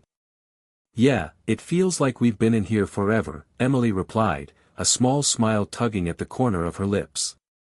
Despite the distance, Tino's voice had become a comforting presence. "You're doing great," Tino said. "The kinesut is holding up perfectly. It's like it was made for this." "I think it was," Emily said with a chuckle. "But don't get too used to this. You're gonna have to get used to seeing me in my space suit on Earth, too. I'm going to revolutionize every aspect of human movement once we're back." Tino laughed. "I think the world might just go crazy for that. But seriously, I'm proud of you, Em. I know this journey is challenging, but you're making history." The words stuck with her. She was making history. And for the first time in a while, Emily let herself revel in that fact. As the days passed, Emily continued to monitor the systems and data streams. Novatech had given her full control over the project, but she was still working alongside the best team in the world. They kept close tabs on her and the crew's performance, but Emily had become accustomed to making decisions on her own. It was empowering, but also lonely. She missed the days of being part of a larger team, making collective decisions. But now, it was her vision, her choices, and her leadership that mattered most. One day, about a month into the mission, Emily was seated at the control panel, running through diagnostics when an alert popped up on her screen. "Warning, potential instability detected in suit number 01. Recommend immediate system check." Emily frowned and leaned forward, inspecting the data.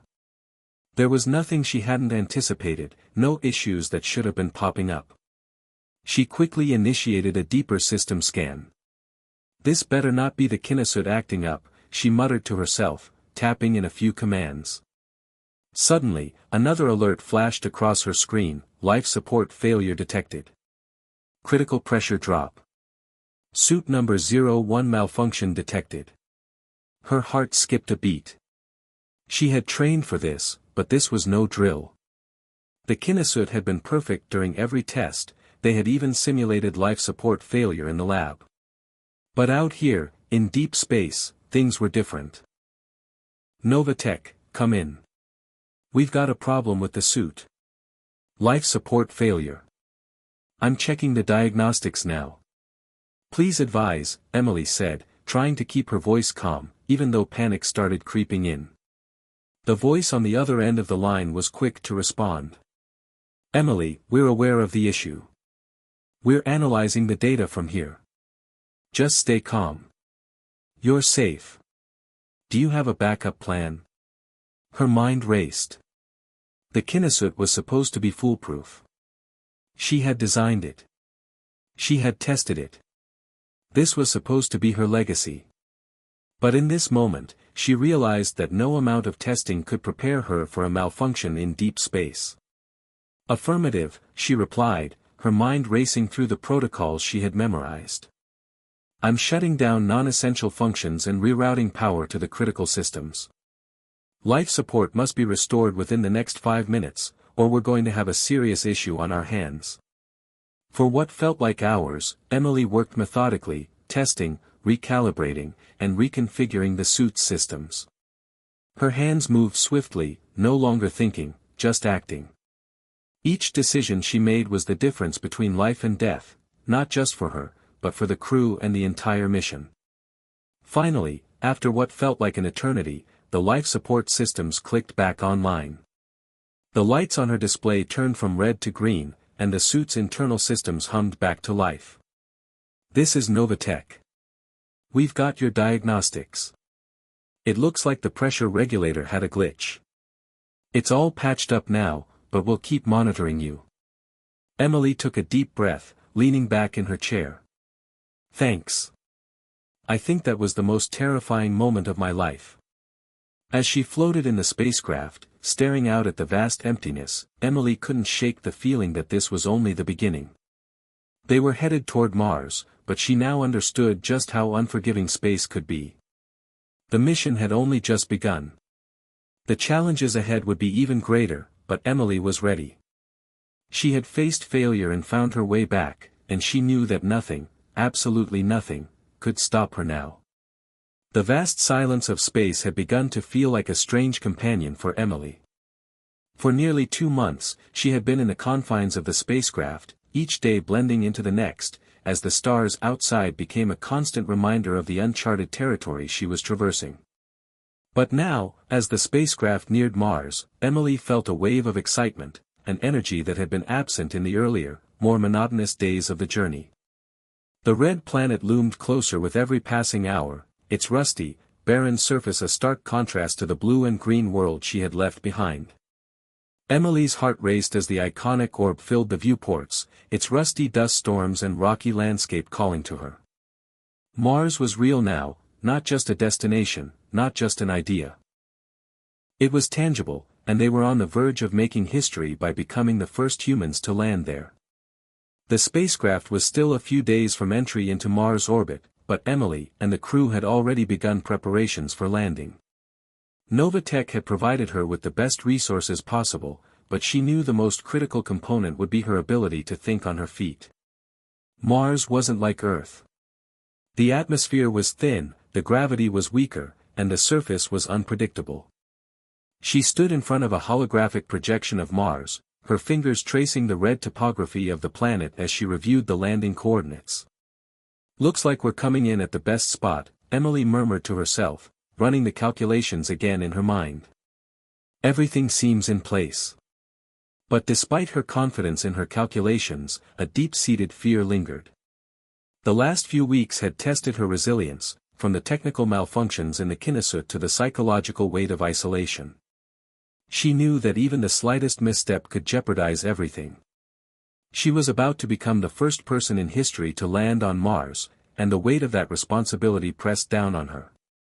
The crew had grown quiet in the past few days. Tino, who had been her constant source of support throughout the mission, had become more reserved. Emily knew it wasn't just the stress of the mission, it was the reality of what they were about to do. Everyone was feeling the pressure. After all, they weren't just sending a person to Mars, they were sending humanity's hopes and dreams with them. "Emily," Tino's voice broke the silence, bringing her back to the present. "We're coming up on the final descent prep. Are you ready?" Emily paused for a moment. It was almost impossible to prepare for a moment like this. "I think I am," she replied, offering a slight smile. "I've run the numbers 1,000 times, Tino. I just need the team to stick to the plan." Tino gave a quiet chuckle. "That's your thing, isn't it? Stick to the plan. But you've got this.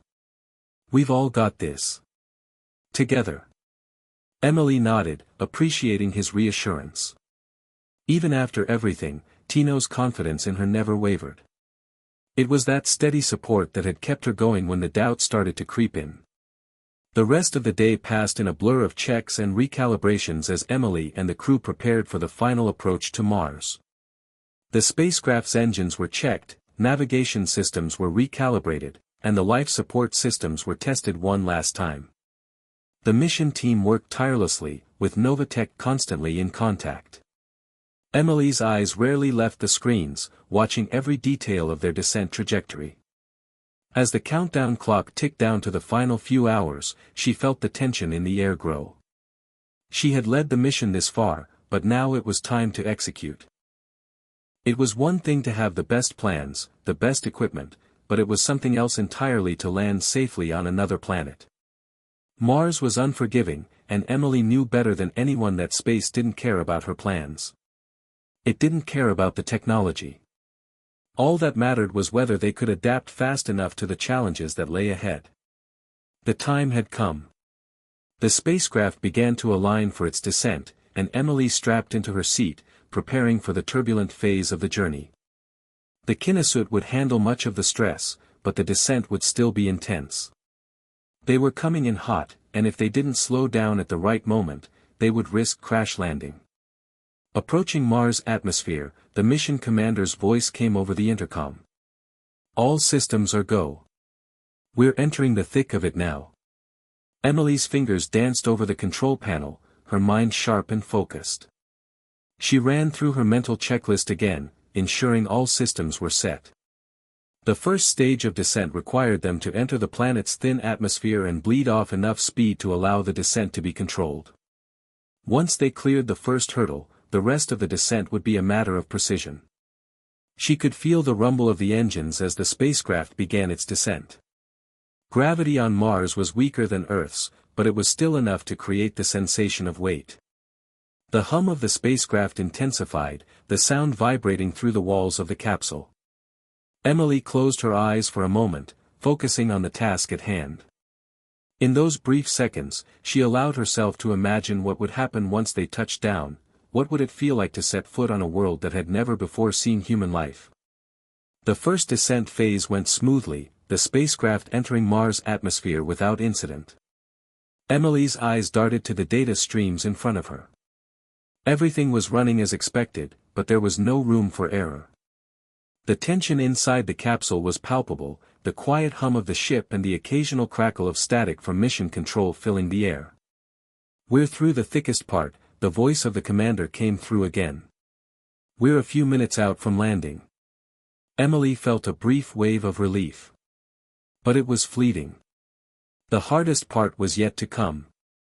Seconds felt like minutes as Emily guided the spacecraft down toward the surface of Mars.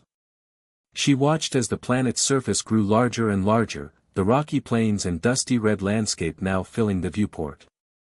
This was the moment. She could hear the pulse of her own heartbeat in her ears, every breath slow and deliberate.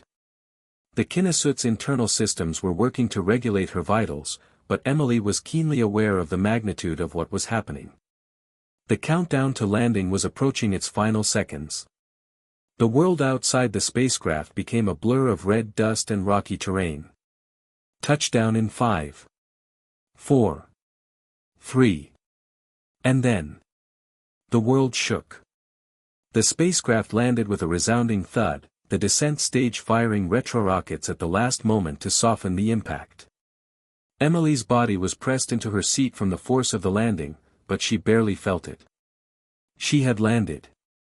It took a few moments for the dust to settle, but when it did, Emily exhaled a shaky breath.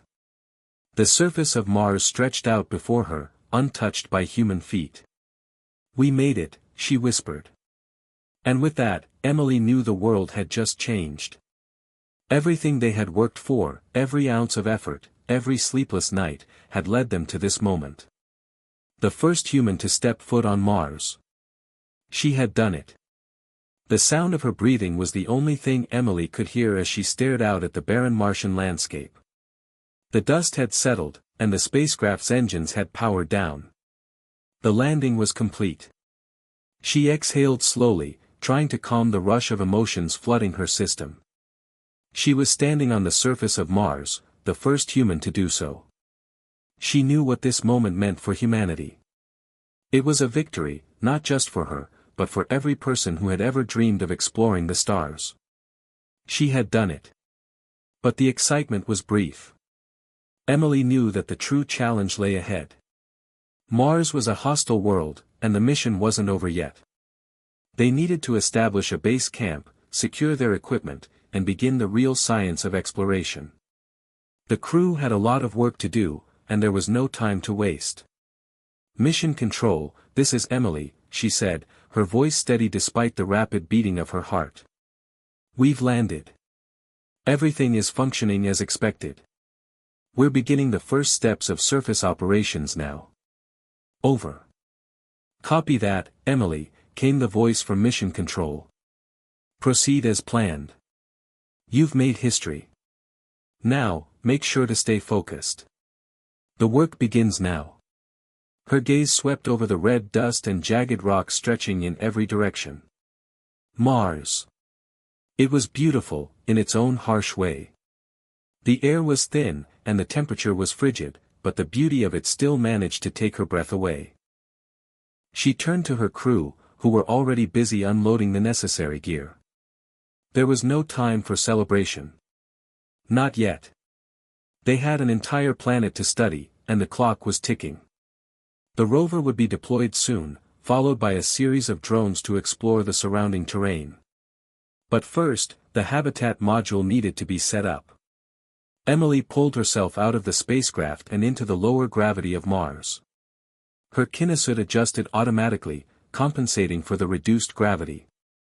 The suit's internal systems worked to keep her steady as she took her first steps onto the Martian surface.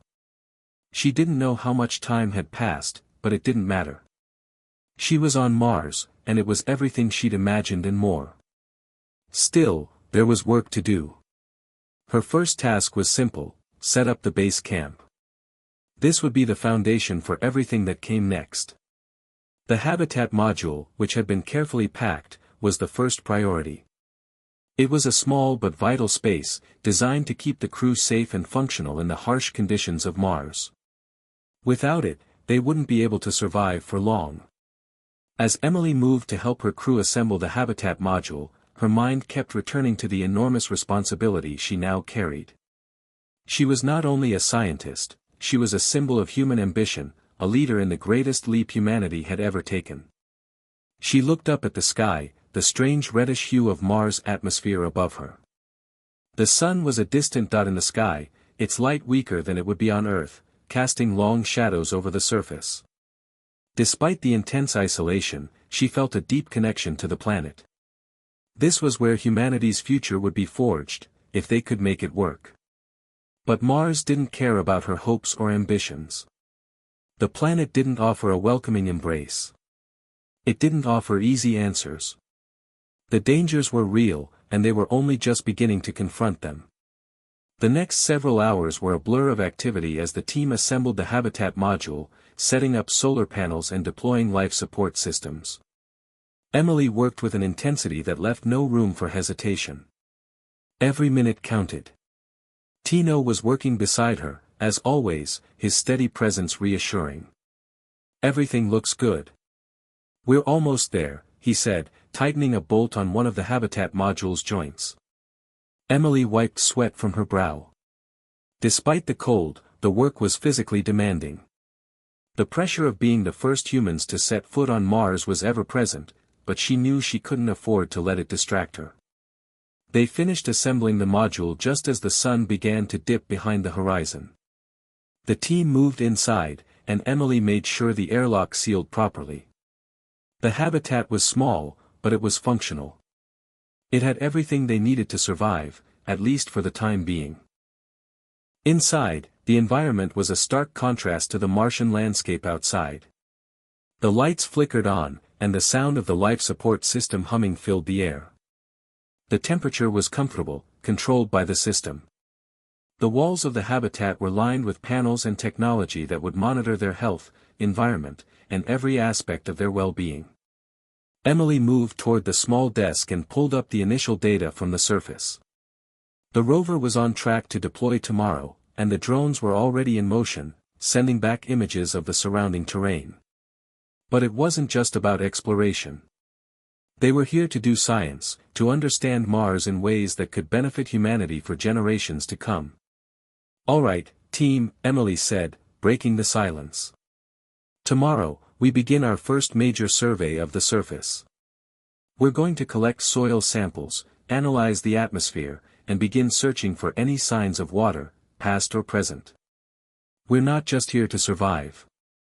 We're here to learn. Her voice carried authority, but there was a glint of excitement in her eyes. This was what she had trained for her entire life. The challenges, the unknowns, the obstacles, they were all part of the mission. Later that night, Emily sat alone in the observation room, looking out at the Martian landscape. The stars above were unlike anything she had seen on Earth. The sky was so clear, the stars so bright. The silence of the planet was profound. It was as if Mars was waiting for something, waiting for her to unlock its mysteries. She leaned back in her chair, thinking of her family, of the people she'd left behind. They would be watching this moment unfold, just as they had supported her through the trials of the journey. Emily had never felt so connected to Earth, even though it was millions of miles away. But at the same time, she felt more distant than ever before. Mars had become her new home. And now, it was time to prove humanity could survive here. The following morning, the Martian landscape was just as barren and desolate as the day before, but today was different. Today, they were going to explore. Emily and the crew had spent hours preparing the rover, charging its batteries, and running through a checklist of everything they would need for their first expedition across Mars' surface. Emily was more excited than she had been in days. The excitement of landing had faded into the routine of setting up camp and ensuring their survival, but now they were about to uncover what Mars had hidden beneath its dust and rocks. Could there be signs of life here? What secrets did the red planet hold? She was determined to find out. Inside the habitat, Tino was monitoring the rover's systems, checking the data from the sensors that would feed back to the team. It was an intricate dance, keeping everything running smoothly while also preparing for whatever surprises Mars might throw their way. "Everything's ready," Tino said, his voice filled with the usual calm professionalism. "We just need to deploy the rover and start the survey. I'll drive it from here." Emily nodded, trying to focus her thoughts. The crew was still adjusting to the Martian environment. The low gravity was an odd feeling, making every movement seem slightly off balance, and the thin atmosphere meant the air felt less substantial. But they were adapting quickly. They had to. "All right," Emily said, pulling on her helmet and securing her Kinesuit's interface. "Let's make history." The rover rolled out of the habitat with a soft whir, its wheels crunching into the dusty Martian surface. Emily, Tino, and the rest of the crew gathered around the monitors, watching the rover's progress as it slowly made its way toward the first survey point, an area of Mars that appeared to have an unusually high concentration of minerals on the scans. It was a good place to start, but no one really knew what they would find. Mars had been lifeless for eons, but Emily couldn't shake the feeling that something was just beneath the surface, something that could change everything they thought they knew about the planet. As the rover's wheels kicked up a thin trail of dust, Emily couldn't help but feel a sense of awe. The red terrain stretched out for miles, rocky hills and deep, narrow valleys in the distance. The landscape was so different from Earth, so alien. But it was beautiful in its own way. The quiet that surrounded them was suffocating, yet somehow peaceful. It was as if Mars had its own rhythm, its own heartbeat, and it was waiting for them to listen. The rover stopped at the designated survey point, and the crew began deploying drones to gather soil samples. Tino monitored the rover's instruments, while Emily and the rest of the team suited up to step outside for the first time since their arrival. The ground was hard and rocky, and as Emily planted her feet, the low gravity of Mars made her feel like she was walking on a trampoline. Every step was slow and deliberate, but it didn't take long before she found herself fascinated by the Martian soil beneath her boots. "I'll start the soil analysis," Emily said, crouching down beside a patch of rock. The rover's sensors detected some interesting readings just below the surface. Something was off. The minerals were odd, even for Mars. Her hands moved expertly as she used the tools in her Kinesuit to take a sample of the soil. She collected the dirt in a small, sealed container and then passed it off to Tino, who ran it through the rover's onboard analyzer. The rover's sensors had already started sending back strange data, anomalies that didn't quite fit with the usual composition of Martian soil. Emily's heart raced. This wasn't normal. There was something buried deep beneath the surface, something that Mars had kept hidden for centuries. "We're picking up some unusual readings," Tino said, his voice tinged with disbelief. "This soil sample, it's not just mineral deposits. There's organic matter here." Emily's breath caught in her throat. Organic matter. On Mars? It was the first real hint of something beyond the lifeless landscape they had seen. The implications were staggering. "You're sure?" Emily asked, her voice tight with anticipation. "Are the sensors malfunctioning?" "No," Tino replied, shaking his head. "This is real. It's not a glitch. There's something, maybe ancient, deep under the surface." Emily's mind raced. If there was organic material on Mars, it could change everything they knew about the planet's history. It could even suggest that life had once existed on Mars, or that it might still be possible in some form. The crew quickly gathered around the rover's display, each of them staring at the data in stunned silence. For all the time they had spent planning for this mission, no one had anticipated something like this. They had prepared for surface exploration, for mapping the terrain and conducting basic scientific experiments. But now, everything was different. "We need to dig deeper," Emily said, finally breaking the silence. "We can't leave this here. This could be the breakthrough of a lifetime." Tino and the others nodded in agreement. There was no turning back now. The team worked quickly, setting up the necessary equipment to begin a deeper scan of the area. The rover deployed a drill attachment to dig into the surface, but the rocky terrain made progress slow. Every inch of Mars they uncovered felt like a victory, but there was still so much left to explore. Emily could barely contain her excitement as they uncovered more layers of soil and rock. The further they went, the more the readings seemed to confirm her hopes. The rover's sensors were detecting more organic molecules, the data growing more and more complex as the drill pressed deeper. And then, just as they were about to give up for the day, the drill hit something solid. It was a sharp, metallic sound that echoed through the rover's systems. "Wait, what's that?" Emily whispered, staring at the monitor. The drill had broken through something harder than the surrounding rock. The team rushed to analyze the data. It looked like a thin metallic layer, buried deep beneath the surface. Could it be a meteorite? A remnant from Mars' past? But something didn't sit right. It wasn't just rock. The metallic layer was too smooth, too uniform. Could this be the remains of an ancient structure? Could Mars have once harbored more than just microbial life? "We need to dig more," Emily said, her voice urgent. This could be the discovery of a lifetime. The team moved quickly, setting up additional tools to investigate the mysterious metallic layer. As the drill began to work deeper, Emily couldn't help but think about what they might find. Mars had been a mystery for millennia, and they were about to uncover something that might change everything. The metallic layer beneath the Martian surface was unlike anything Emily had ever seen. As the rover's drill continued to work its way through the soil, she could feel her heart racing with every inch of progress. What were they about to uncover? Was it evidence of an ancient civilization? The thought was almost too incredible to believe, yet every new data point seemed to confirm their wildest speculations. Tino was at the helm of the rover, his fingers dancing across the touchscreen interface. "It's almost there," he said, voice tight with concentration. "We're hitting something solid. It's not just rock, it's too smooth."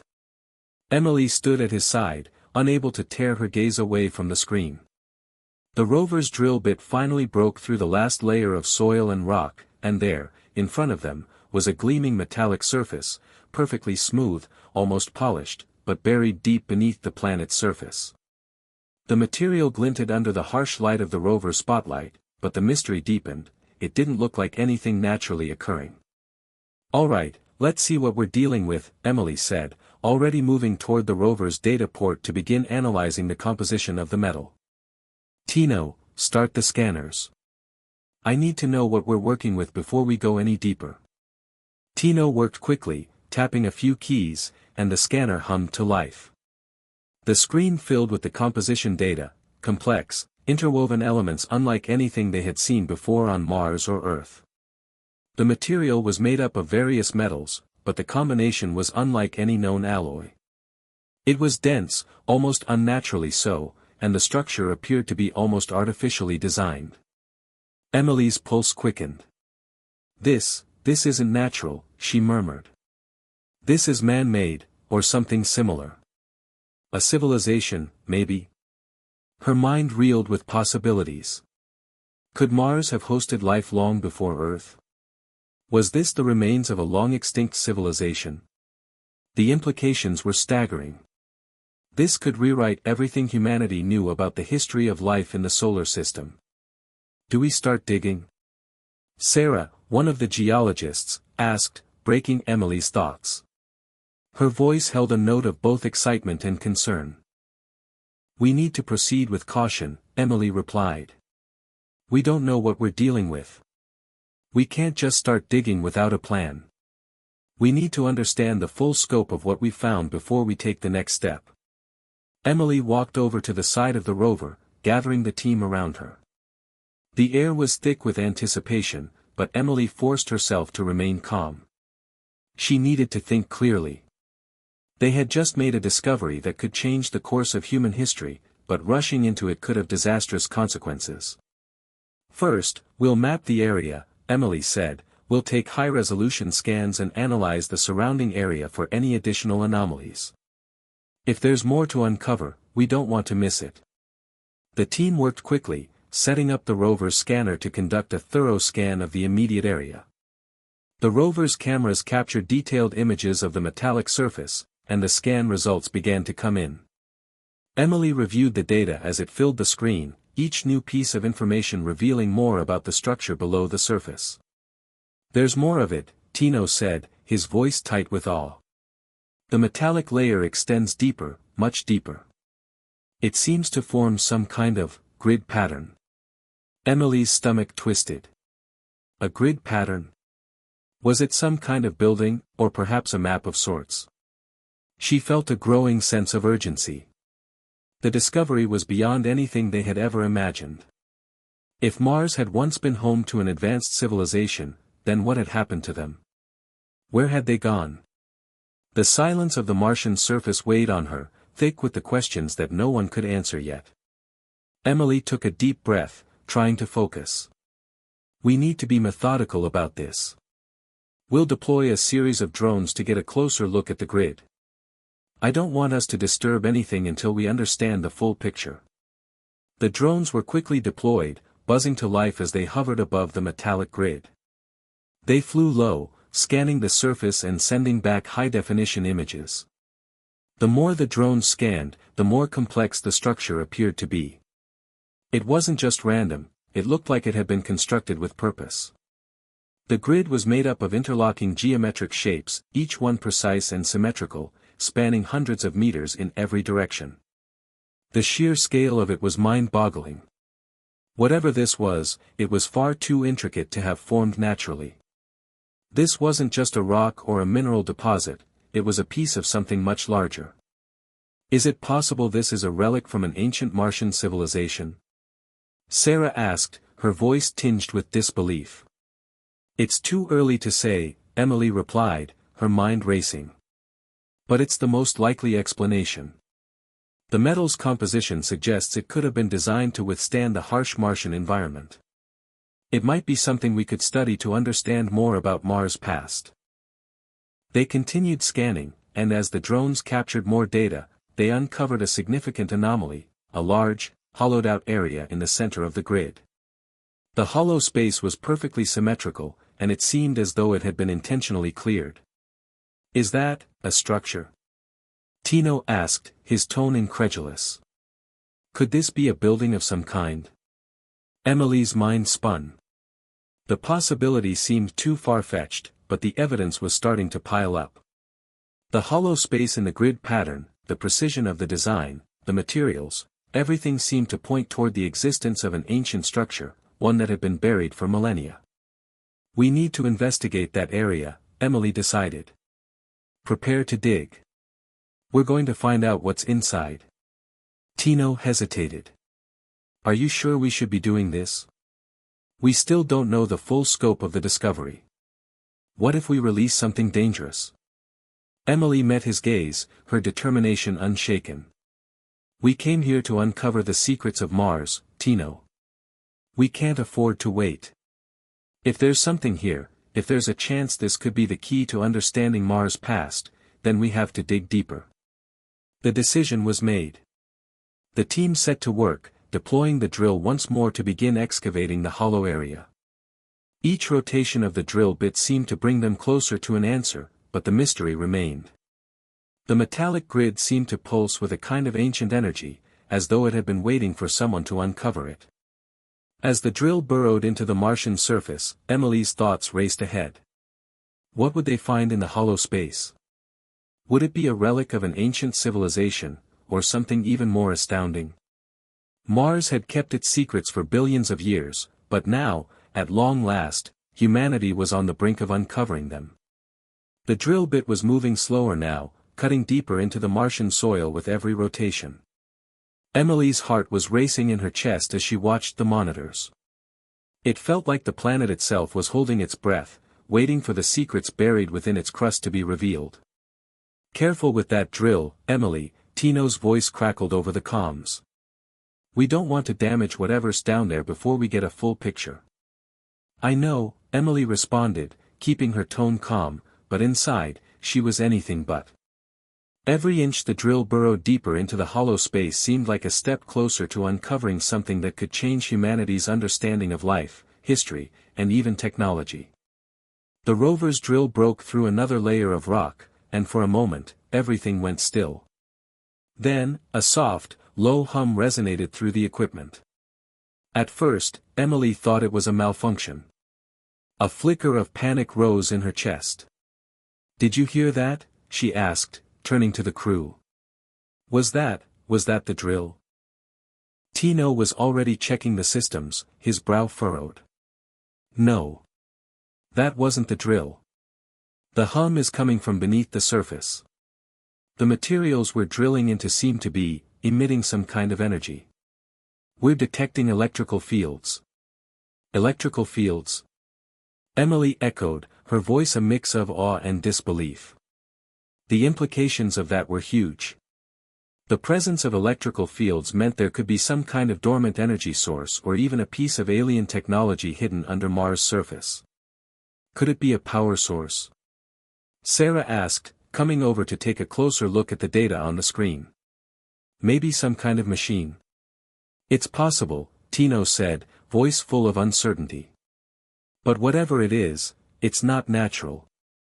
This is not something Mars would have created on its own. Emily could feel the tension rising. The crew was on edge, but they all shared the same sense of excitement.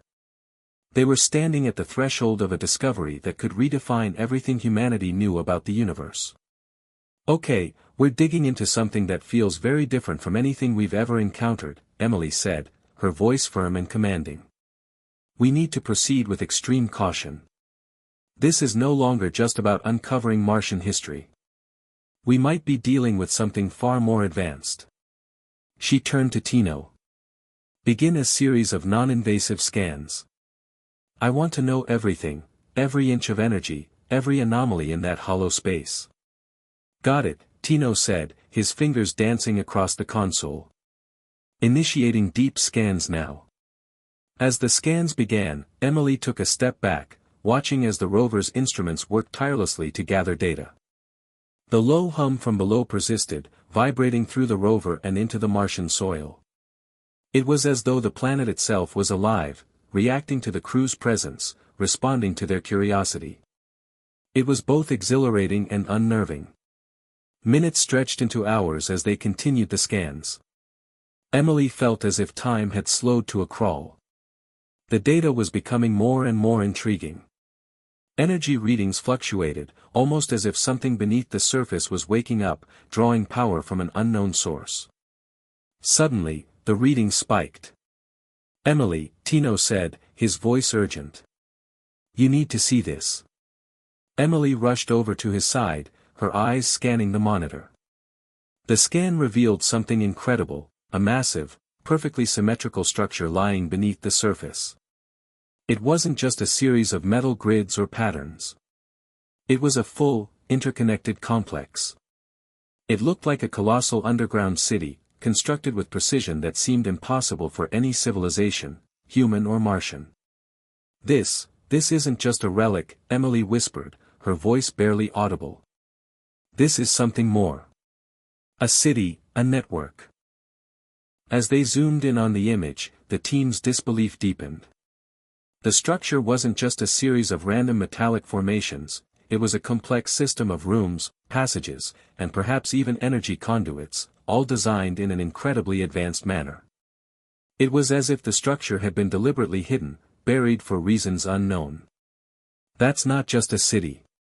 It's something much more intricate, Sarah said, her voice filled with awe. This could be technology, alien technology, potentially. This isn't just a ruin, this is a system. A machine, maybe. Emily nodded, the gravity of the discovery settling over her. If they were right, they weren't just standing on the surface of a barren planet. They were standing on the doorstep of something ancient, an intelligence, a culture, or a civilization far beyond anything humanity had ever imagined. Do we dig further? Tino asked, his voice filled with caution. We've already uncovered so much. What if we unleash something we're not ready for? Emily was silent for a moment, weighing the options. The fear of the unknown tugged at her, but the excitement of discovery overshadowed it. They couldn't turn back now. We need to get inside, Emily said. We have to understand what's down there. If this is a power source, it could give us unimaginable energy. If it's a civilization, then we may be the first to make contact. We've come this far, there's no stopping now. The team worked quickly to set up additional equipment, preparing to dig further. The rover deployed a specialized drill designed for deeper excavation, capable of reaching further into the layers of the Martian soil without disturbing the integrity of what lay beneath. As the drill bit into the surface, the humming from below grew louder, almost as though it was responding to the intrusion. The ground seemed to vibrate beneath their feet as they worked, an eerie sensation that made Emily's skin prickle. Minutes turned into hours as they dug deeper into the hollow space. Every moment was a calculated risk, but Emily knew they couldn't afford to hesitate.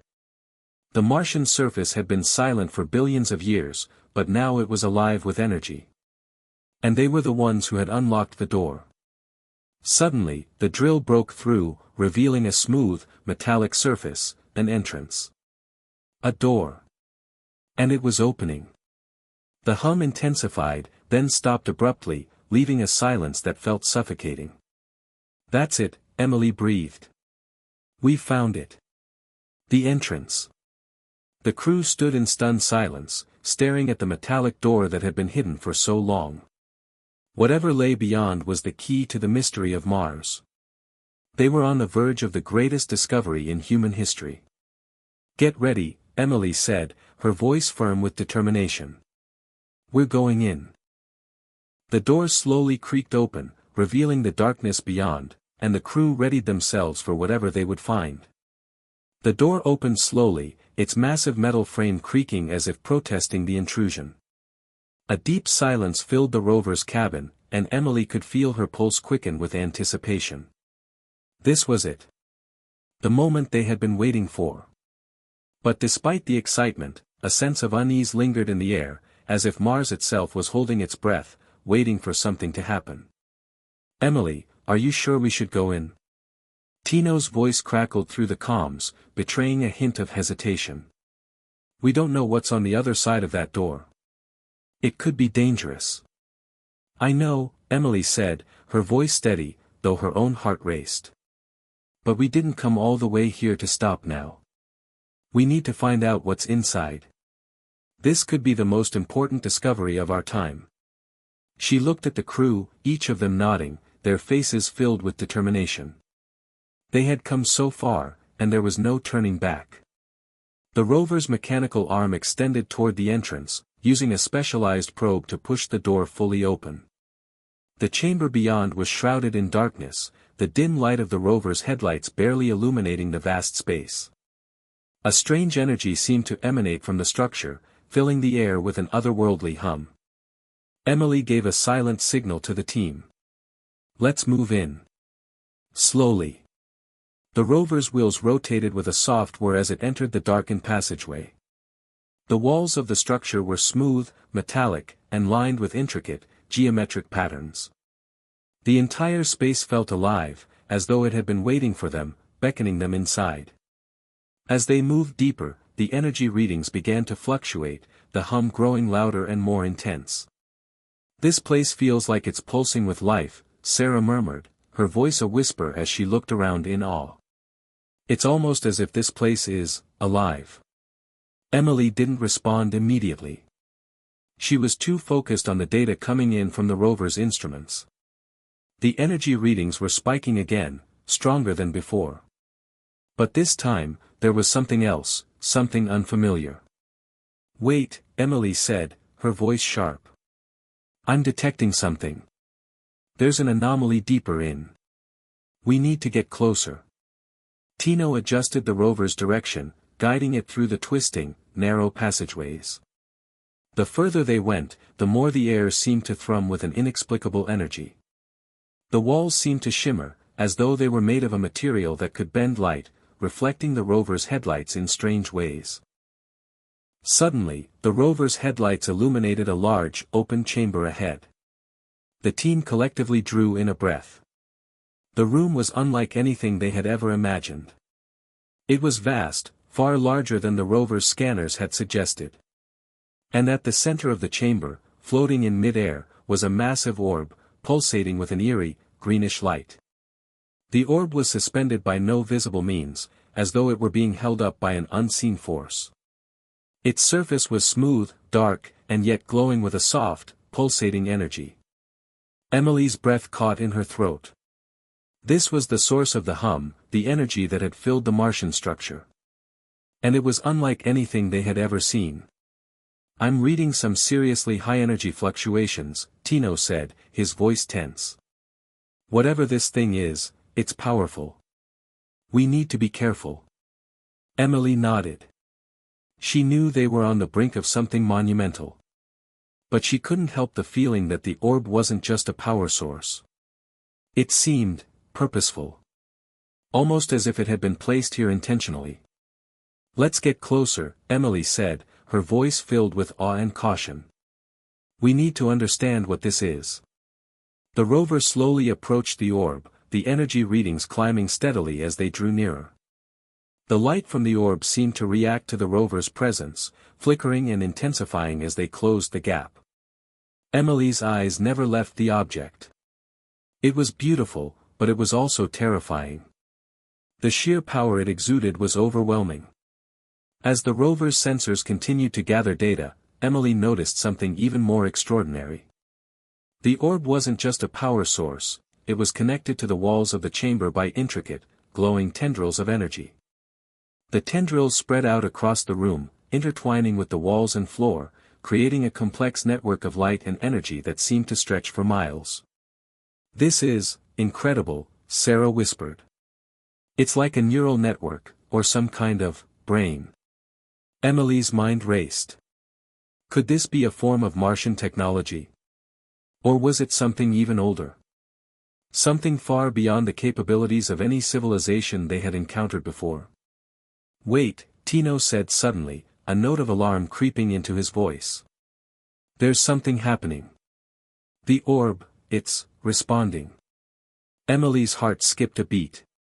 She had noticed the orb's light growing brighter, but now it seemed as though it was actively reacting to their presence, almost like it was communicating. The energy readings were off the charts. The orb pulsed more rapidly, its glow shifting from green to an intense blue. The entire chamber seemed to vibrate with energy, and the hum from earlier intensified, filling the air with an eerie resonance. The rover's instruments began to pick up strange data, patterns, sequences, rhythmic pulses, as if the orb were transmitting information. The connection to the tendrils in the walls seemed to amplify, and the walls themselves began to shift, the metallic surface rippling like water. "Everyone, stay back. Emily ordered, her voice firm. We don't know what we're dealing with yet. We need to get out of here, now. But it was too late. The orb's light flared bright, flooding the entire chamber with an intense brilliance. The rover's systems began to glitch, and the instruments scrambled to process the incoming data. The walls vibrated violently, the humming sound reaching a deafening pitch. Emily, what's happening? Tino shouted, his voice panicked. The rover's losing control. We need to get out of here. Before Emily could respond, the chamber seemed to collapse in on itself. The walls, the ceiling, the ground, all of it seemed to shift and twist. Energy crackled in the air as the orb's glow intensified, and the very fabric of the structure seemed to warp.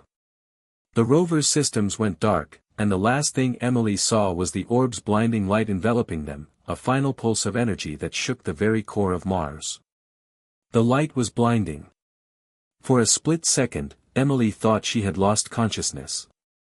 The orb's pulse of energy flooded the chamber, filling the air with a high-pitched resonance that reverberated deep within her bones.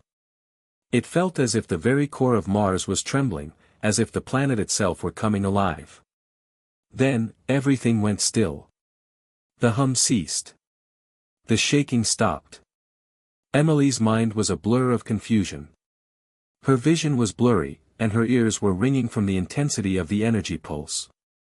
She tried to focus, tried to make sense of what was happening, but it was difficult to process anything. She could feel her heart pounding in her chest. Tino.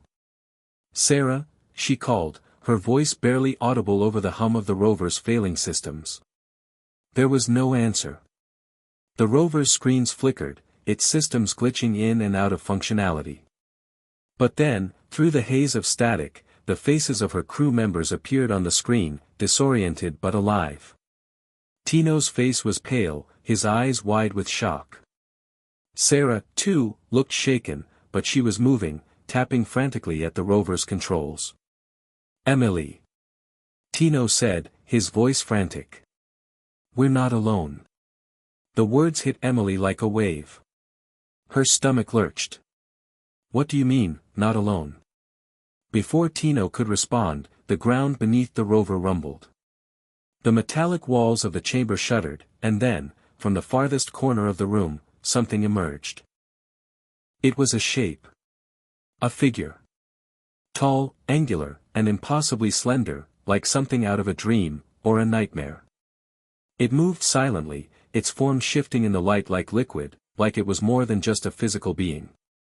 It was as though it was composed of energy, woven into a form of intricate design. Its glowing, blue-green light pulsed rhythmically, much like the orb that had triggered this chain of events. Emily's breath caught in her throat. It was beautiful, terrifying, and utterly alien. The figure moved closer, its eyes, or what seemed like eyes, glowed faintly, shimmering with a deep, almost infinite intelligence. It didn't speak, but Emily could feel it. The connection was immediate and overwhelming. The figure's presence was like a flood of knowledge, memories, and emotions all at once. It was as if her mind was being opened to a vast, ancient intelligence, far beyond human comprehension. Is this the civilization that built this? Sarah whispered, her voice barely a whisper. I don't know, Emily said, her voice shaking. But I think it's more than just a civilization. I think it's a consciousness. The figure moved closer still, and now Emily could feel the energy between them, almost as if it was communicating directly with her mind. Images flooded her vision, visions of Mars, not as it was now, but as it had once been, a thriving planet, full of life, teeming with cities and networks of knowledge. But something had happened. The visions darkened, showing a cataclysmic event, a great disaster, an extinction. The energy, the orb, the structure, it was all that remained of a once mighty civilization that had long since vanished. Are we seeing their memories? Tino asked, his voice full of wonder and dread.